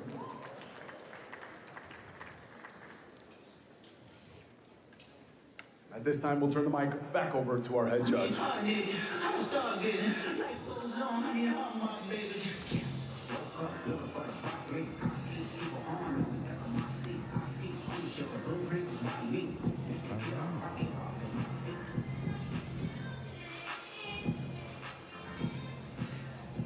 All right, Phil, they've cooled down a little bit. Maybe Yeah. some hydration. What's going on backstage? I mean, you can't predict, like with the Lifetime Achievement Award, how long that's Right. going to take and where your body's looking like. I'm assuming a lot of them, looks like Andrew Jack actually wiped himself down a little bit. Andrew, and Nick. Oh, wow. No Martin. Straight to it. Ain't messing around. Straight to it. 3 call-outs with these guys? They're going to move around 3 times? So we will get to see Martin. Gentlemen, Brando. front double bicep. Man, Hottie looks way better. Oh, my, yeah. Front lat spray. It's just sharp, like from the quads on up with Hottie right there. And that's Nick's pose right there at that front. Side chest. This is a fight.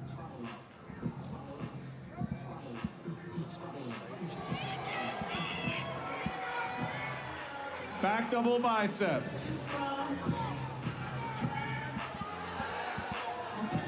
Yeah, Hottie's hamstrings are way more hanging dialed in. now. Yep.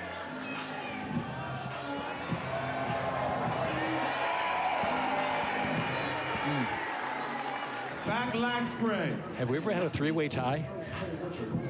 No. Not happening tonight? No, they'll keep posing them until someone breaks. Hottie's back, it got wider. Look at the Side tricep.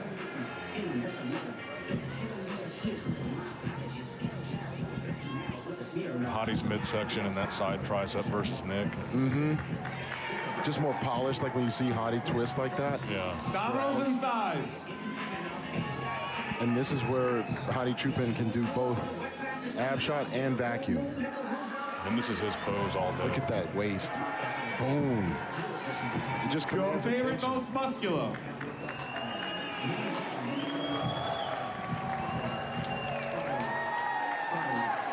I don't know if it's just the height, but Andrew Jack still just commands Thank you, so much gentlemen. attention. Back in line. That was quick. I think, yeah, that was quick for a reason.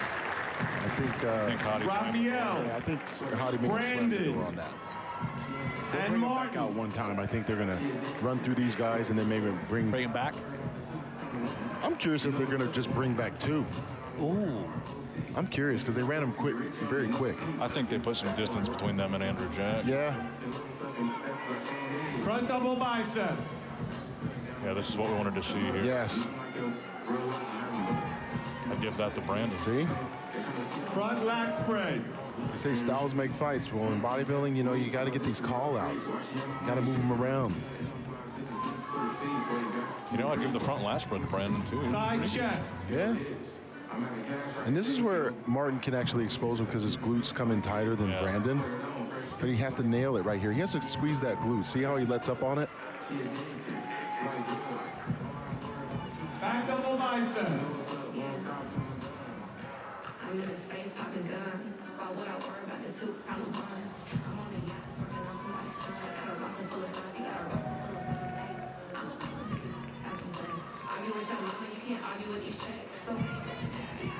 Back lat spray.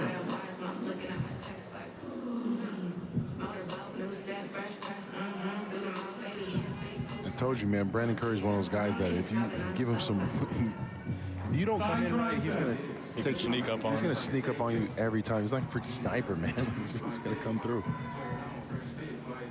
Look at that. Oh, man. That's just ridiculous. The delt on Brandon Curry right there, he's super striated, and his chest is so full. Now look at Martin's quads here. And Martin really has to hit that quad harder. When you're standing next to Brandon, who's standing in the middle, there you go. But you got to do that sooner. Like, you got to do it right away. No messing around.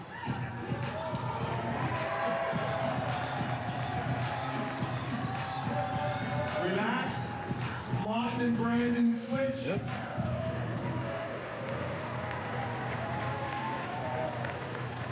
Front double bicep.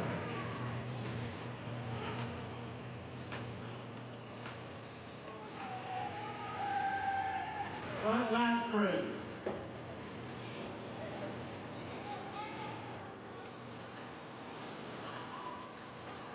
Now, Phil, what do you make of Martin's facial expression here?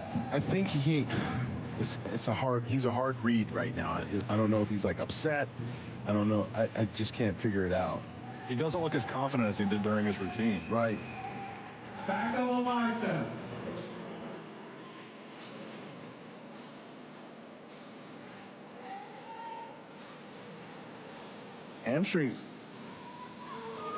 Hamstrings look really good right there on that post for Martin. Yeah, I like Martin from the back and Brandon in the front shot. Yep. What say you, Angelica Teixeira? What do you like? They all look amazing, oh my God. But I do like Brando a lot. He's standing out for me. And if you're Martin, you don't want to hit that shot. Like, you want to actually sit down on the glutes and hamstrings when you're hitting the side shots.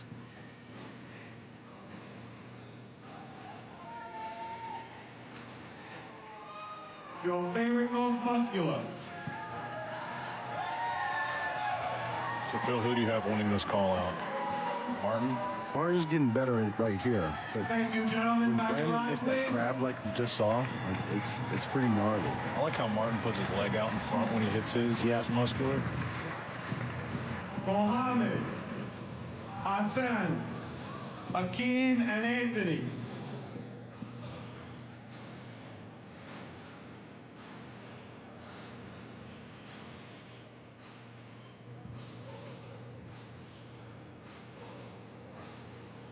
Mohammed and Hassan switch.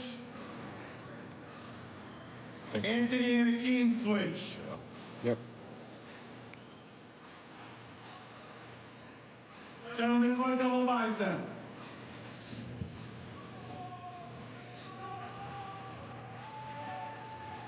Front lat spread. I think Mo looks pretty good next to Hakeem for as big as Hakeem is. Yeah. Side chest.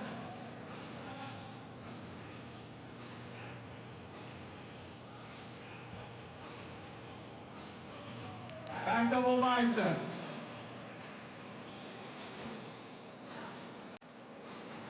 And neither one of them had the best back double.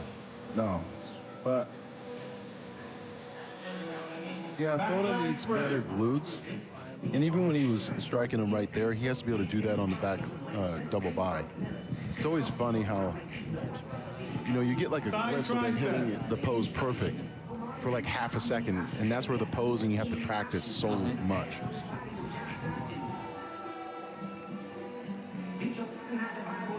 Abdominals and thighs.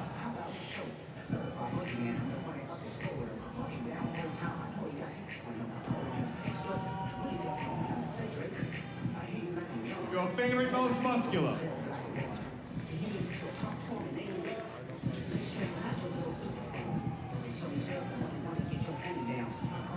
Thank you, gentlemen. Back in line. Two people. You think so? Let's do it. Hottie, Andrew, and Nick. Oh, they did great. I was like, ah. I'm just trying to start stuff right now, man. Look at Hottie. He's like excited. Let's get this. Because he knows he did the homework. Yeah, he's on, man. Hottie and Nick switch. Yep. Then they're gonna screw around and move Andrew for a second, maybe. Hottie got better today. A lot better. Yeah. He was wearing red. All three are wearing red. Yeah. They got the Angela That's the Teixeira secret. secret sauce there.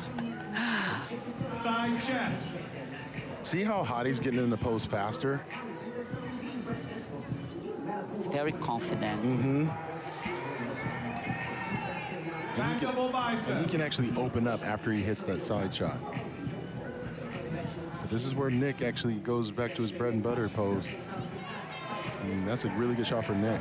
Now, Phil, with Andrew, do you think that's too much oil or do you think that's sweat? I think it's a combination because it's blurring out his glutes right there. Side tricep. And this is a pose where, like, I think Hottie thrives in. Yeah. Because you see the abs, the chest. And then Andrew has to be able to open up more. Abdominals and thighs. See, Hottie knows, like, right now. Yep. That's a power shot for him. Your favorite most muscular. Whew. That serratus is ridiculous. That's the best in the world right there. Yeah. Serratus. And that most muscular is gnarly on Hottie. You're seeing the quality right there. Nick and Hadi switch. Yep.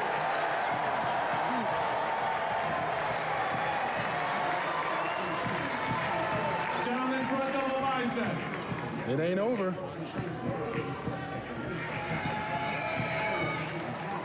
Front lat spread.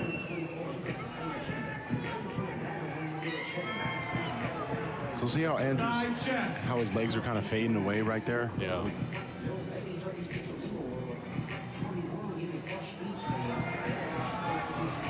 Back double bicep.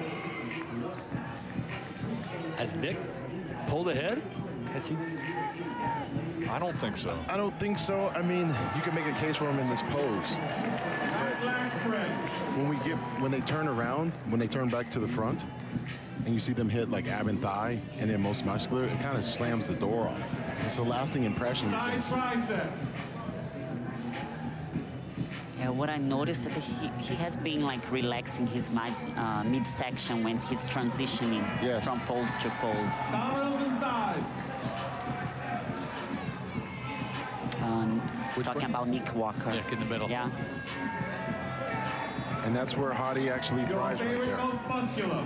Yeah, he keeps everything tight all the time.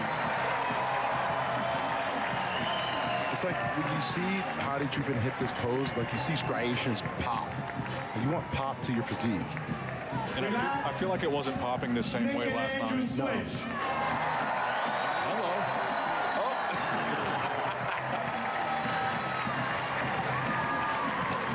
Front double bicep. They are running him through the gauntlet. Front lat spread.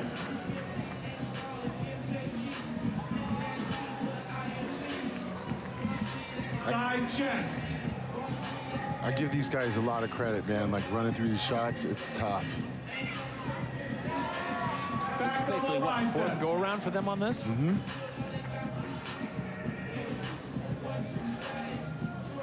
And here's a quick tip, guys. When you're hitting these back shots, that's when you want to breathe more. You want to catch your breath. Back lat spread. I almost feel like Big Steve's posing almost too much. I don't want to see anyone fade is what I'm getting at, guys. Side tricep.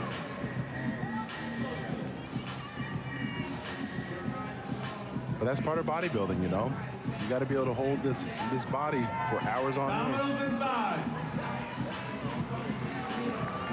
That's why posing, like practice, is so important, right, Phil? Yes. Because when it comes to comparison, they will work you out.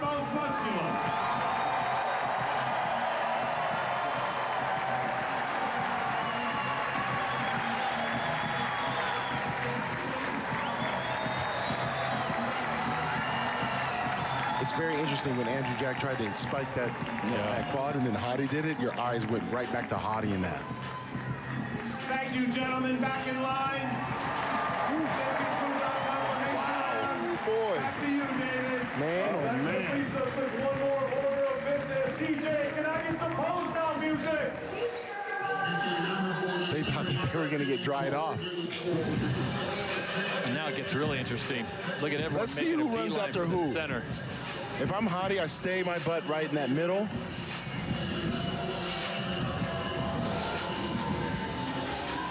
That's what he did. It's not over, but what Nick has to keep in mind is he's got to keep that midsection tight right there. Yeah. Where's Andrew? That's a good question. Did he run off? I don't know. He's not in that frame. Now he's back. There we go. Now he's back. Let these guys all clear out. Now he's going to go, you know what? I know everybody wants to pose in front of Arnold, but you got guys that you need to be going after. If you're Andrew Jack, you want to pick everybody off. You want to go over to Nick, get a couple poses. You don't need to go to the guys that are placing in 6 and 7. You need to find the guys in the top 3. Like, see what Hadi just did? He's like, nope, I'm in here. Come on, let's go. Yep. Phil, does this bring you back to the days with Kai, you guys on stage and him hitting you with his hair? Oh man. You know, I saw Kai backstage, you know, it was one of those moments. We knew each other were there, we didn't say hi, we just kept it moving. That'll never stop. You're talking about tonight? Tonight. Oh, really? Yeah. Where's that footage?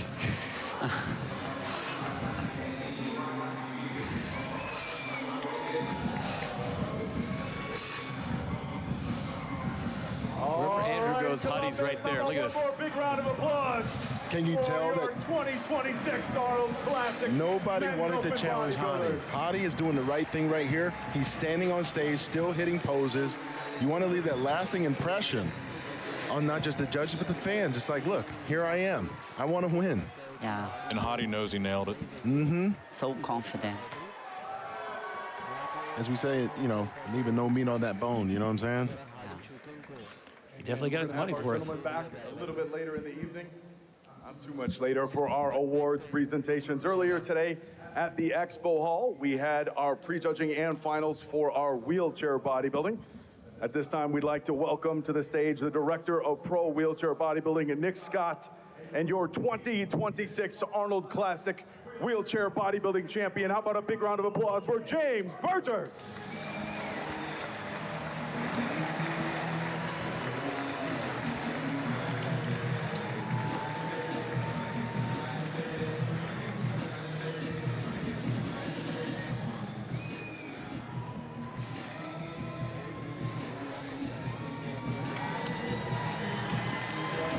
Good job. I was so happy this morning. Mm-hmm. Like always smiles. And look at that trophy. Yeah, that's a cool trophy. That's dope.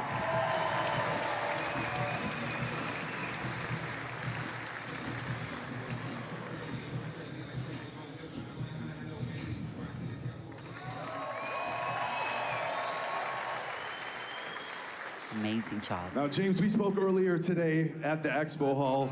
You were a man of few words when I asked about your new title, but you had some incredibly inspiring words about overcoming adversity, about facing obstacles head on, about challenges, and as Arnold loves to say, ignoring the naysayers. So while you didn't speak much about your new title, which everybody in Columbus, I think, just told you what they thought about that, your words for everybody in the audience about those things, about overcoming adversity, can we share those again this evening?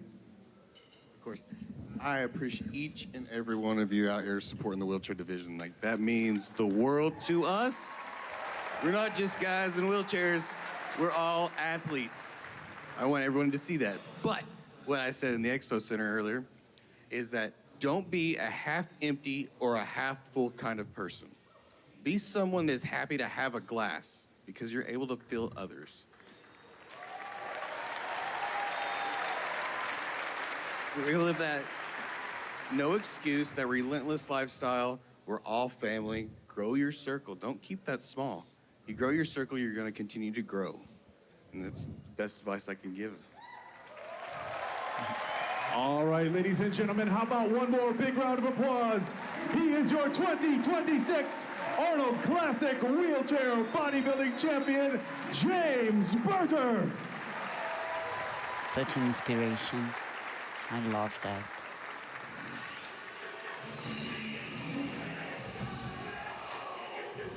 I agree. That's a pretty cool trophy. Yeah, I can't stop looking at the trophy. Mm-hmm. I need to go back to get one like that. The glass version. That makes me want to All go right, back and with there. that, we are going to bring back out our Bikini International competitors. All right, and here we move go. into our awards presentations. The moment of truth. Mm-hmm. And we think it's a battle between two, correct? Yeah. It's a battle between, for me, it's between Laura Lee and Amy Delgado. So. Yep.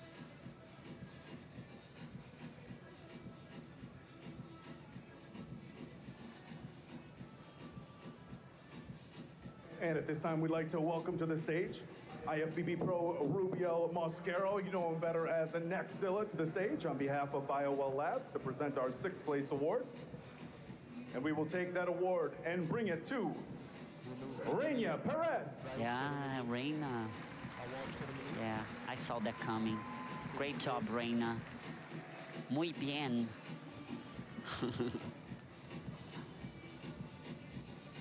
Felicitaciones.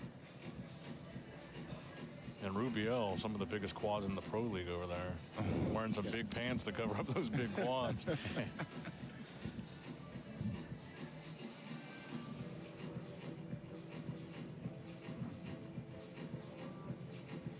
And presenting our 5th place award, we have Kara Jones and Deb Baska on behalf of Angel Bikini. And we will take that 5th place award and present it to Phoebe Hagan. Amazing job, Phoebe. What a comeback. So Phoebe out of the UK goes top 5 in her return. Yeah. To be in the top 5 with the best of the best is, you know, after stepping away for almost 2 years. Amazing. Which means in 2 years you might. Oh. Hey, Todd, let's see. Let's see. I keep putting that out there, just, you know, possibly. Who knows, right? You never know. And at this time, we'd like to welcome Brad Reynolds on the stage on behalf of Gold's Gym to present our 4th place award. And they will take that 4th place award and present it to Ashley Kaltwasser. Okay. All right. Yeah. You agree with that? Yeah, yes, I agree. We all love Ashley, but I do want to see her a little bit fuller. And she knows how to do that. She came in like super full for the Olympia, and then because she wanted, you know, like to bring better conditioning, that's why she got like smaller. And at this time, we'd like to welcome to the stage You have to Michael know how to Henderson bring, on you know, like behalf the of balance, Wolfpack not to too present our full, 3rd not too place small. award.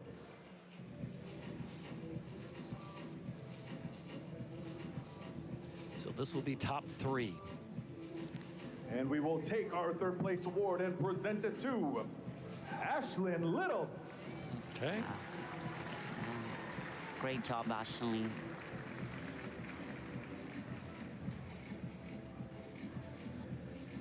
Bikini is crazy. You can change like from show to show.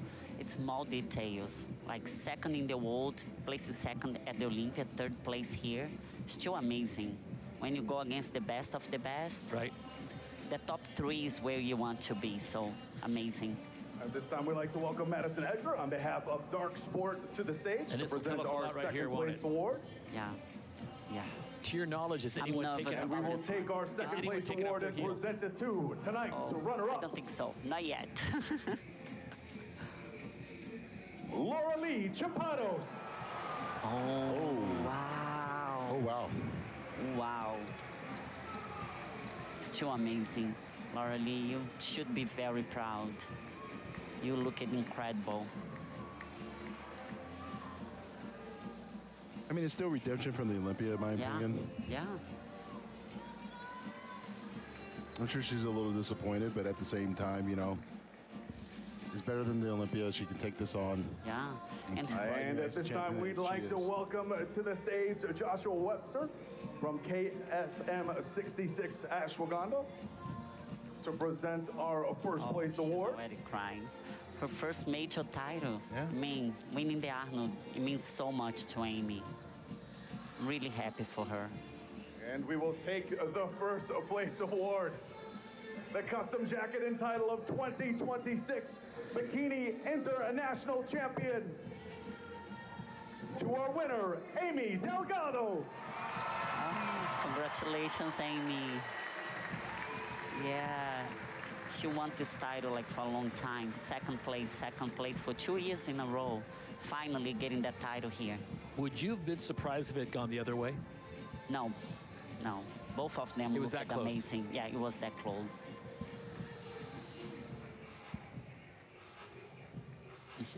She can't believe. Such an amazing moment to get that title. Oh my God.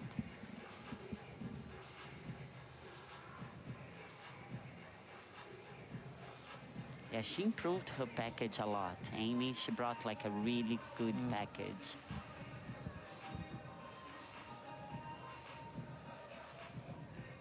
And she was more quiet in the social media, so everyone was like, oh, I don't know about Amy.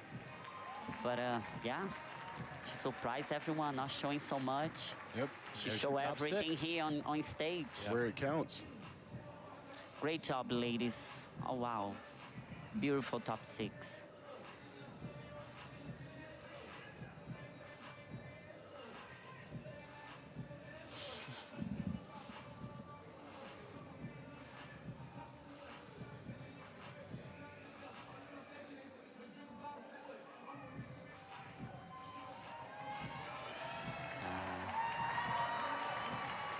Beautiful.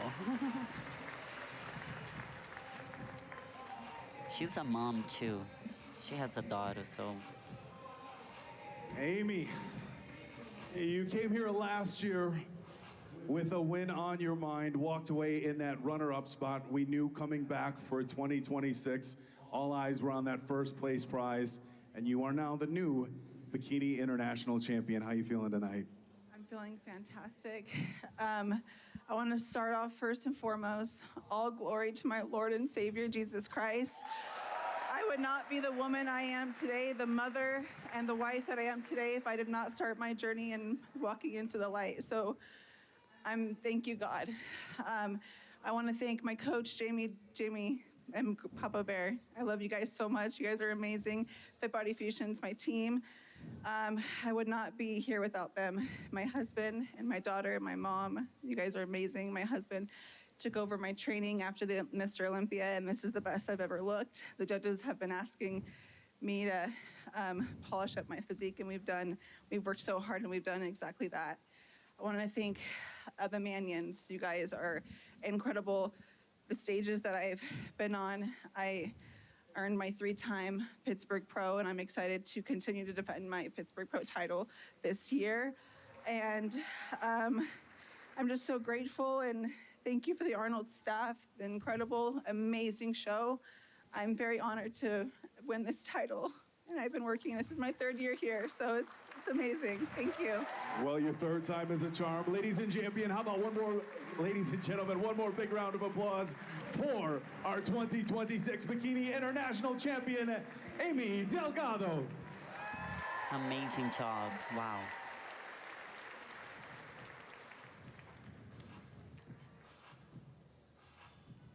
She deserves a big celebration tonight. Big burger. Cheeseburger? Big burger. Yeah, and fries. And dessert, of course. So if I have that, I can celebrate with her. I can just say, all right, with that, we are going to bring out our men's physique division and move right into our awards for this class. And Nick and Phil, this might be the closest competition we've had so far as who is number 1, who is number 2 in your eyes, maybe even number 3. Yeah, this one's interesting. I'm curious to see how they're going to judge this one. I think there's 3 guys you can definitely We will make a case start for by winning. presenting our 6th place award. We'd like to welcome to the stage Captain Lacey Vestal on behalf of the United States Navy. And we will take that 6th place award and present it to Benquil Marini. 6th place in Benquil Marini. A lot of rookies this year. 6th place got Benquil. Yeah, great job, Mickey.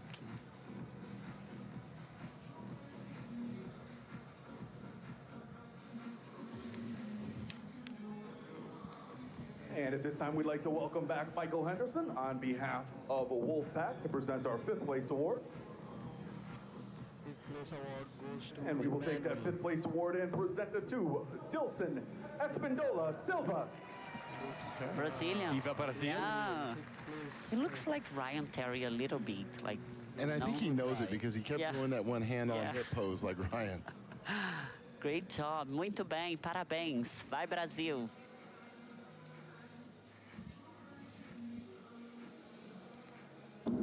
See, he's in the same pose. Yeah, look at this. It's like they almost look like they could be related when he does that.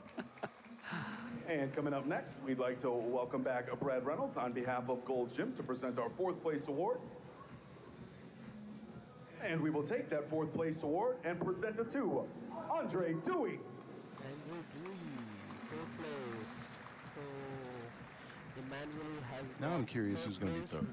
Yeah, that's where it gets kind of interesting, right? Mm-hmm. Bender Hendrickson got 1st place. Young man from Romania. Well done.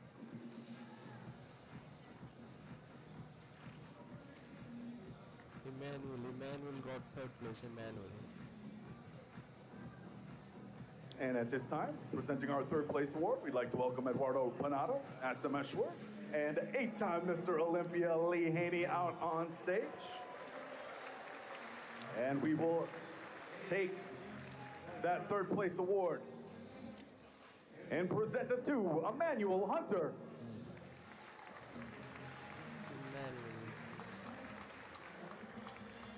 I said it, Emmanuel has third place. So what do you think, Phil? You think Brandon's got it?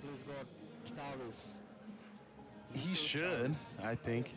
You know, Yeah. based on what I'm seeing right now, like how they've been judging it. I think Brando gonna get it. Yeah.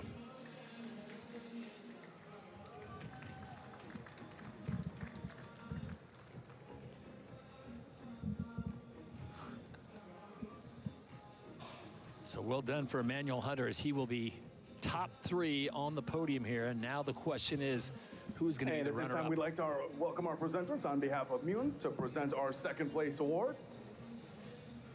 Or rather, on behalf of Gaines.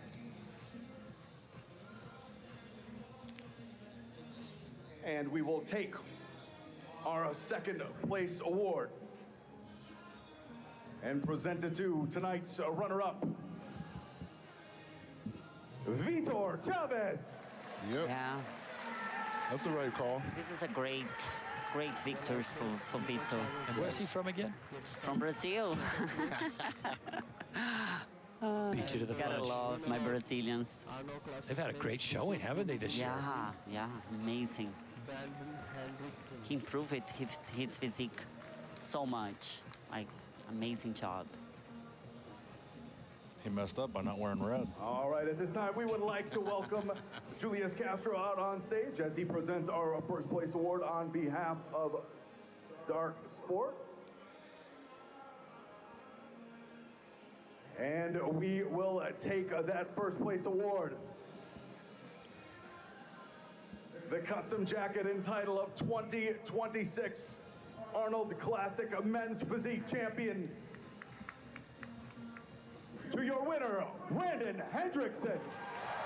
Yeah. And that's actually Brandon's sponsor, right? Presenting the award. Yep. Love it when They're a gonna plan be comes super happy together. for them. Great job, Brandon. Such an amazing champion, amazing ambassador for the sport. He does the work.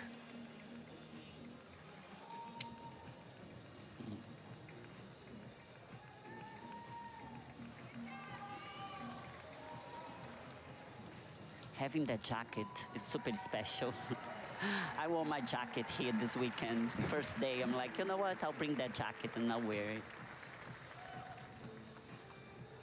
So 10 years from the last time he won the whole thing. Won it in 2016, if I'm not mistaken. Yeah.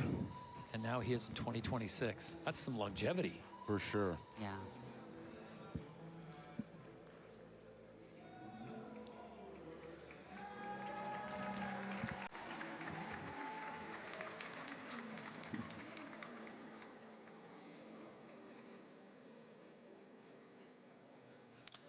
So it's Amy Delgado that wins bikini, Brandon Hendrickson that wins men's physique, and that just leaves one.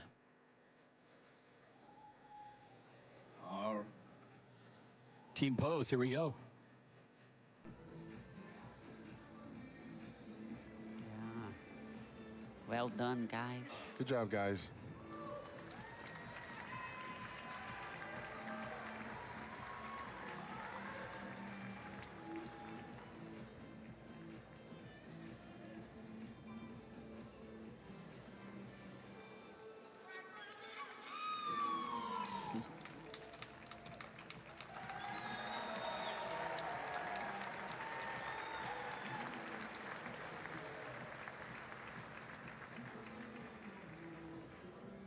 Brandon, I believe it was about 10 years ago to the date, 2016, when you won your first Arnold Classic title.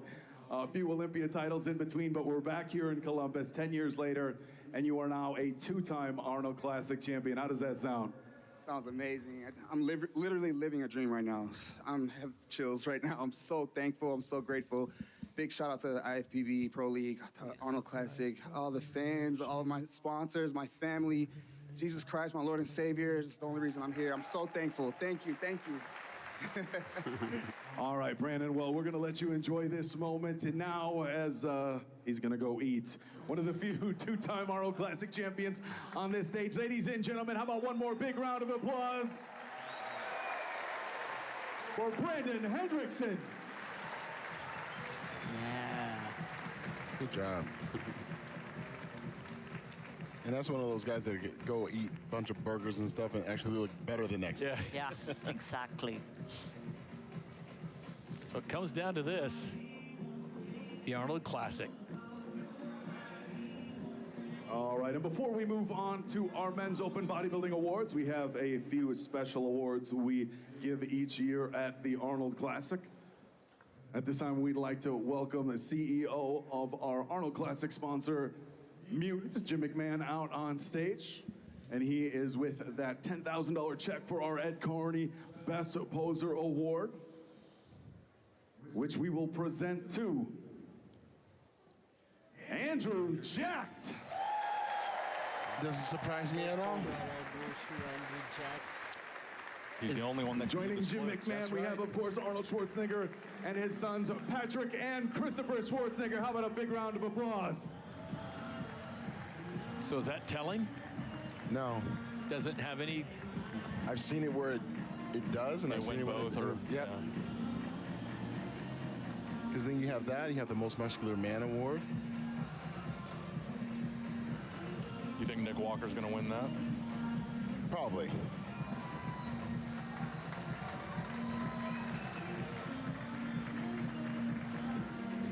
I love when he does the split, the leg split. Yeah, that's pretty It's just cool. amazing. It's so much muscle, all the flexibility. Yes.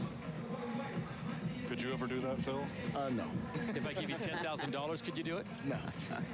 All right, and we have one more very special award to hand out that has a very special name attached to it that we do here every year, and that is the Franco Colombo Most Muscular Award. Presenting the award, we have Kartikeya on behalf of our sponsor KSM 66 Ashwagandha. And we'd also like to welcome two very special guests, the wife and daughter, Debbie and Maria Colombo, out on stage to present this very prestigious Most Muscular Award, which we will be taking to Nick Walker.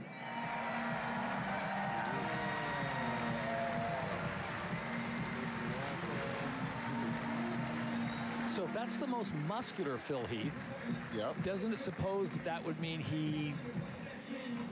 There has been times where the person that won the Most Muscular Award has won the Arnold Classic title.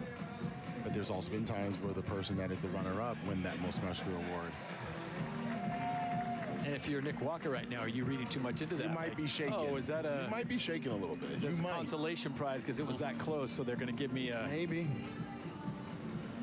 But he knows he was the most muscular guy at this show already going in. But what a cool award. Yeah. Well, Nick, you can't leave so fast. You can't leave that fast. If you have a Most Muscular Award, you have to go to the center of the stage, true. Put your award and your check down, and hit a Most Muscular. With the glasses on. Why not? Ladies and gentlemen, your 2026 Franco Colombo Most Muscular Award winner, Nick Walker.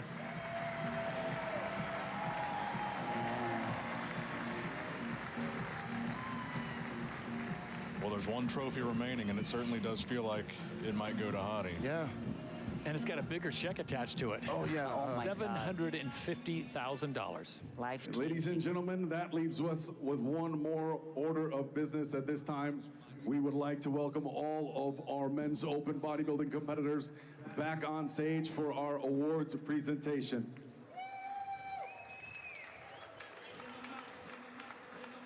I think Hadi is the winner of Arnold Classic Men's Bodybuilding 2026 because Nick Walker has got Best Poser Award. I think he is a runner-up. Let's see what happened, what goes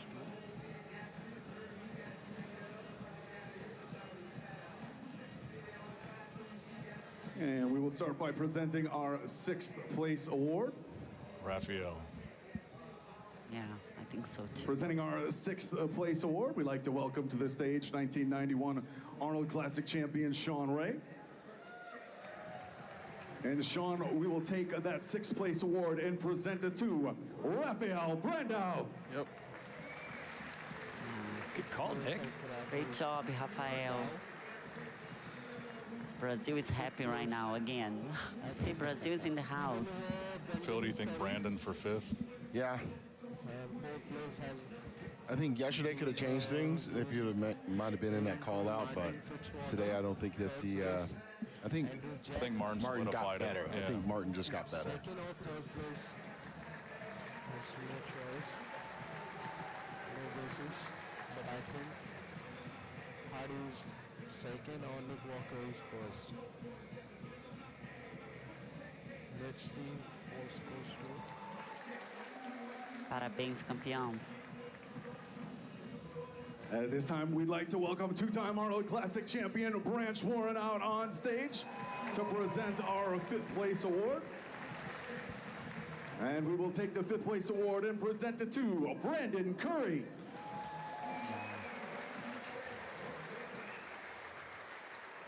Nick Miller, 2 for 2. Martin in 4th. Martin in 4th, okay. Phil, you agreeing? Oh, yeah, we got Martin in 4th. Andrew 3rd, Nick 2nd, Hottie winning. Yep. Wow.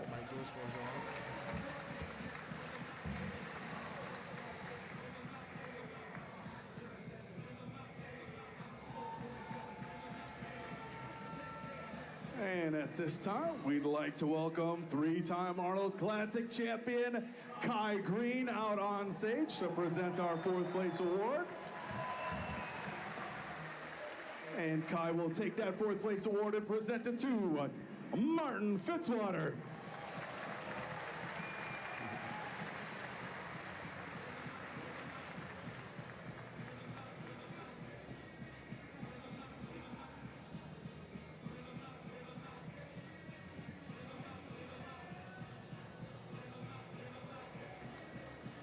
He skipped right past Nick. Oh, they're not talking. He didn't give him any love. He just...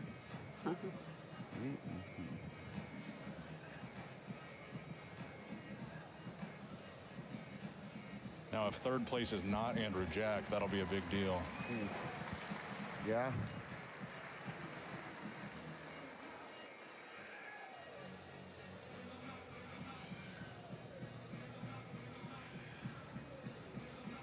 Good job, Martin.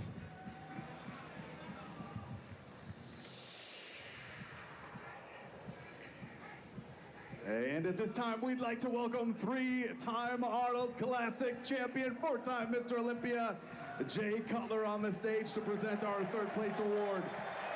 And Jay will take that 3rd place award and present it to Hottie Chupan. Whoa. Whoa. This is, I disagree. And I've never said it on a live stream, but I'm telling you right now, I disagree. This is no. 3rd? No. I was in the Andrew Jack corner. No. But you guys are the experts. No. So how did this happen and why? I don't know. He must have been really behind at prejudge. I guess they dogged him. Yeah. So who do you think, Nick or Andrew? I think. Now do you trust? Now I got it. I'm going to assume Nick. You know what? I don't even know. All I know is that I don't agree. All right, ladies and gentlemen, at this time to present our 2nd place award, we'd like to welcome 8-time Mr. Olympia, your 2001 Arnold Classic champion, Ronnie Coleman. Nice to see him, Ronnie. Still chatting. Oh, you already know what he's saying. Yeah, buddy. Yeah, buddy. And Ronnie, we will take that 2nd place award and present it to tonight's runner-up, Nick Walker. Wow. All right. Well, yeah. I want to hear the breakdown. I want to understand. I want to know every freaking judge, I got to understand this. Wow. Okay. All right. Nick looks a little confused. I think we all are, dude. Hottie in 3rd. I can't, no. I told you if Andrew's not 3rd, it's going to be a big deal. Yep. Wow. What scares me is I'm the least educated at this table. And we're going to welcome back so I don't trust our Arnold myself. Classic sponsor, I trust you Mr. guys. Jim So, McMahon, to yes. present our first place award. And we will take the custom jacket, the title of 2026 Arnold Classic champion, the check for $750,000 presented by Arnold Schwarzenegger and his sons Chris and Patrick, to your winner from the UAE, Andrew Jack. Here's what I will say about Andrew Jack. He did his work. He deserves it. The judges made their decision. Yeah. I'm not sitting where they're sitting, okay? You remember that one point, though, on the confirmation when they moved him from the right back to the center again? I was kind of like... And maybe they were just trying to make their mind up on Hadi and Nick.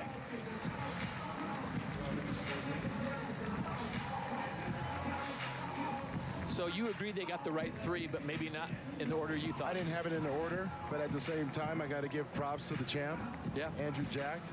Congratulations. You have now won the Arnold Schwarzenegger Classic, but also the largest cash prize in bodybuilding history.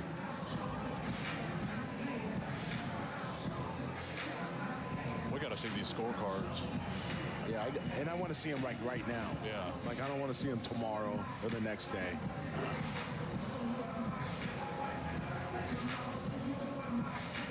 So it has gone official in 2026. Andrew Jack takes the top prize, and to fill his point, $750,000. What an impressive performance. Hadi Chapa finishes in third, Nick Walker in second. I like Andrew's frame. Yeah. How much training?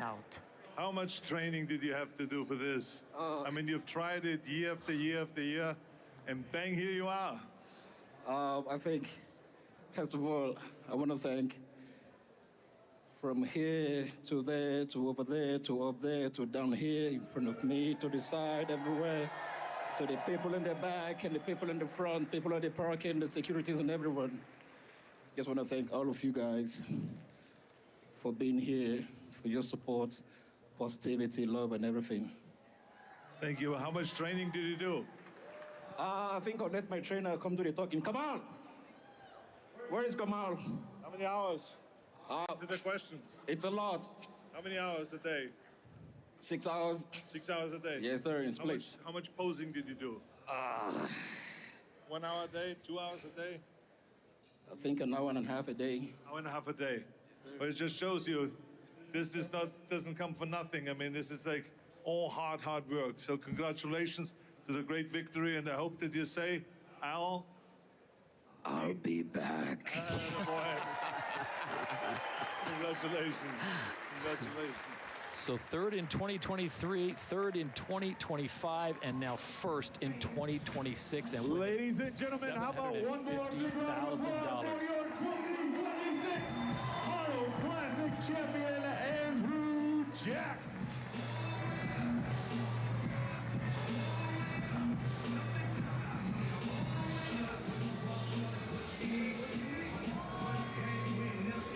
Good job, Andrew.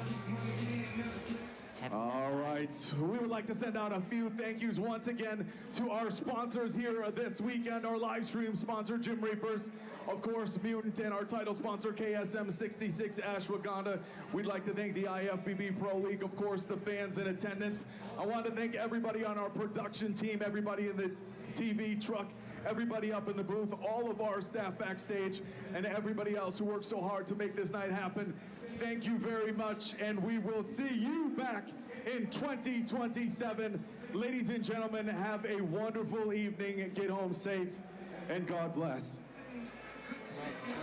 So Andrew Jack can celebrate. We will come back to Columbus, wrap things up. He is $760,000 richer because remember, he got the $10,000 for the best poser.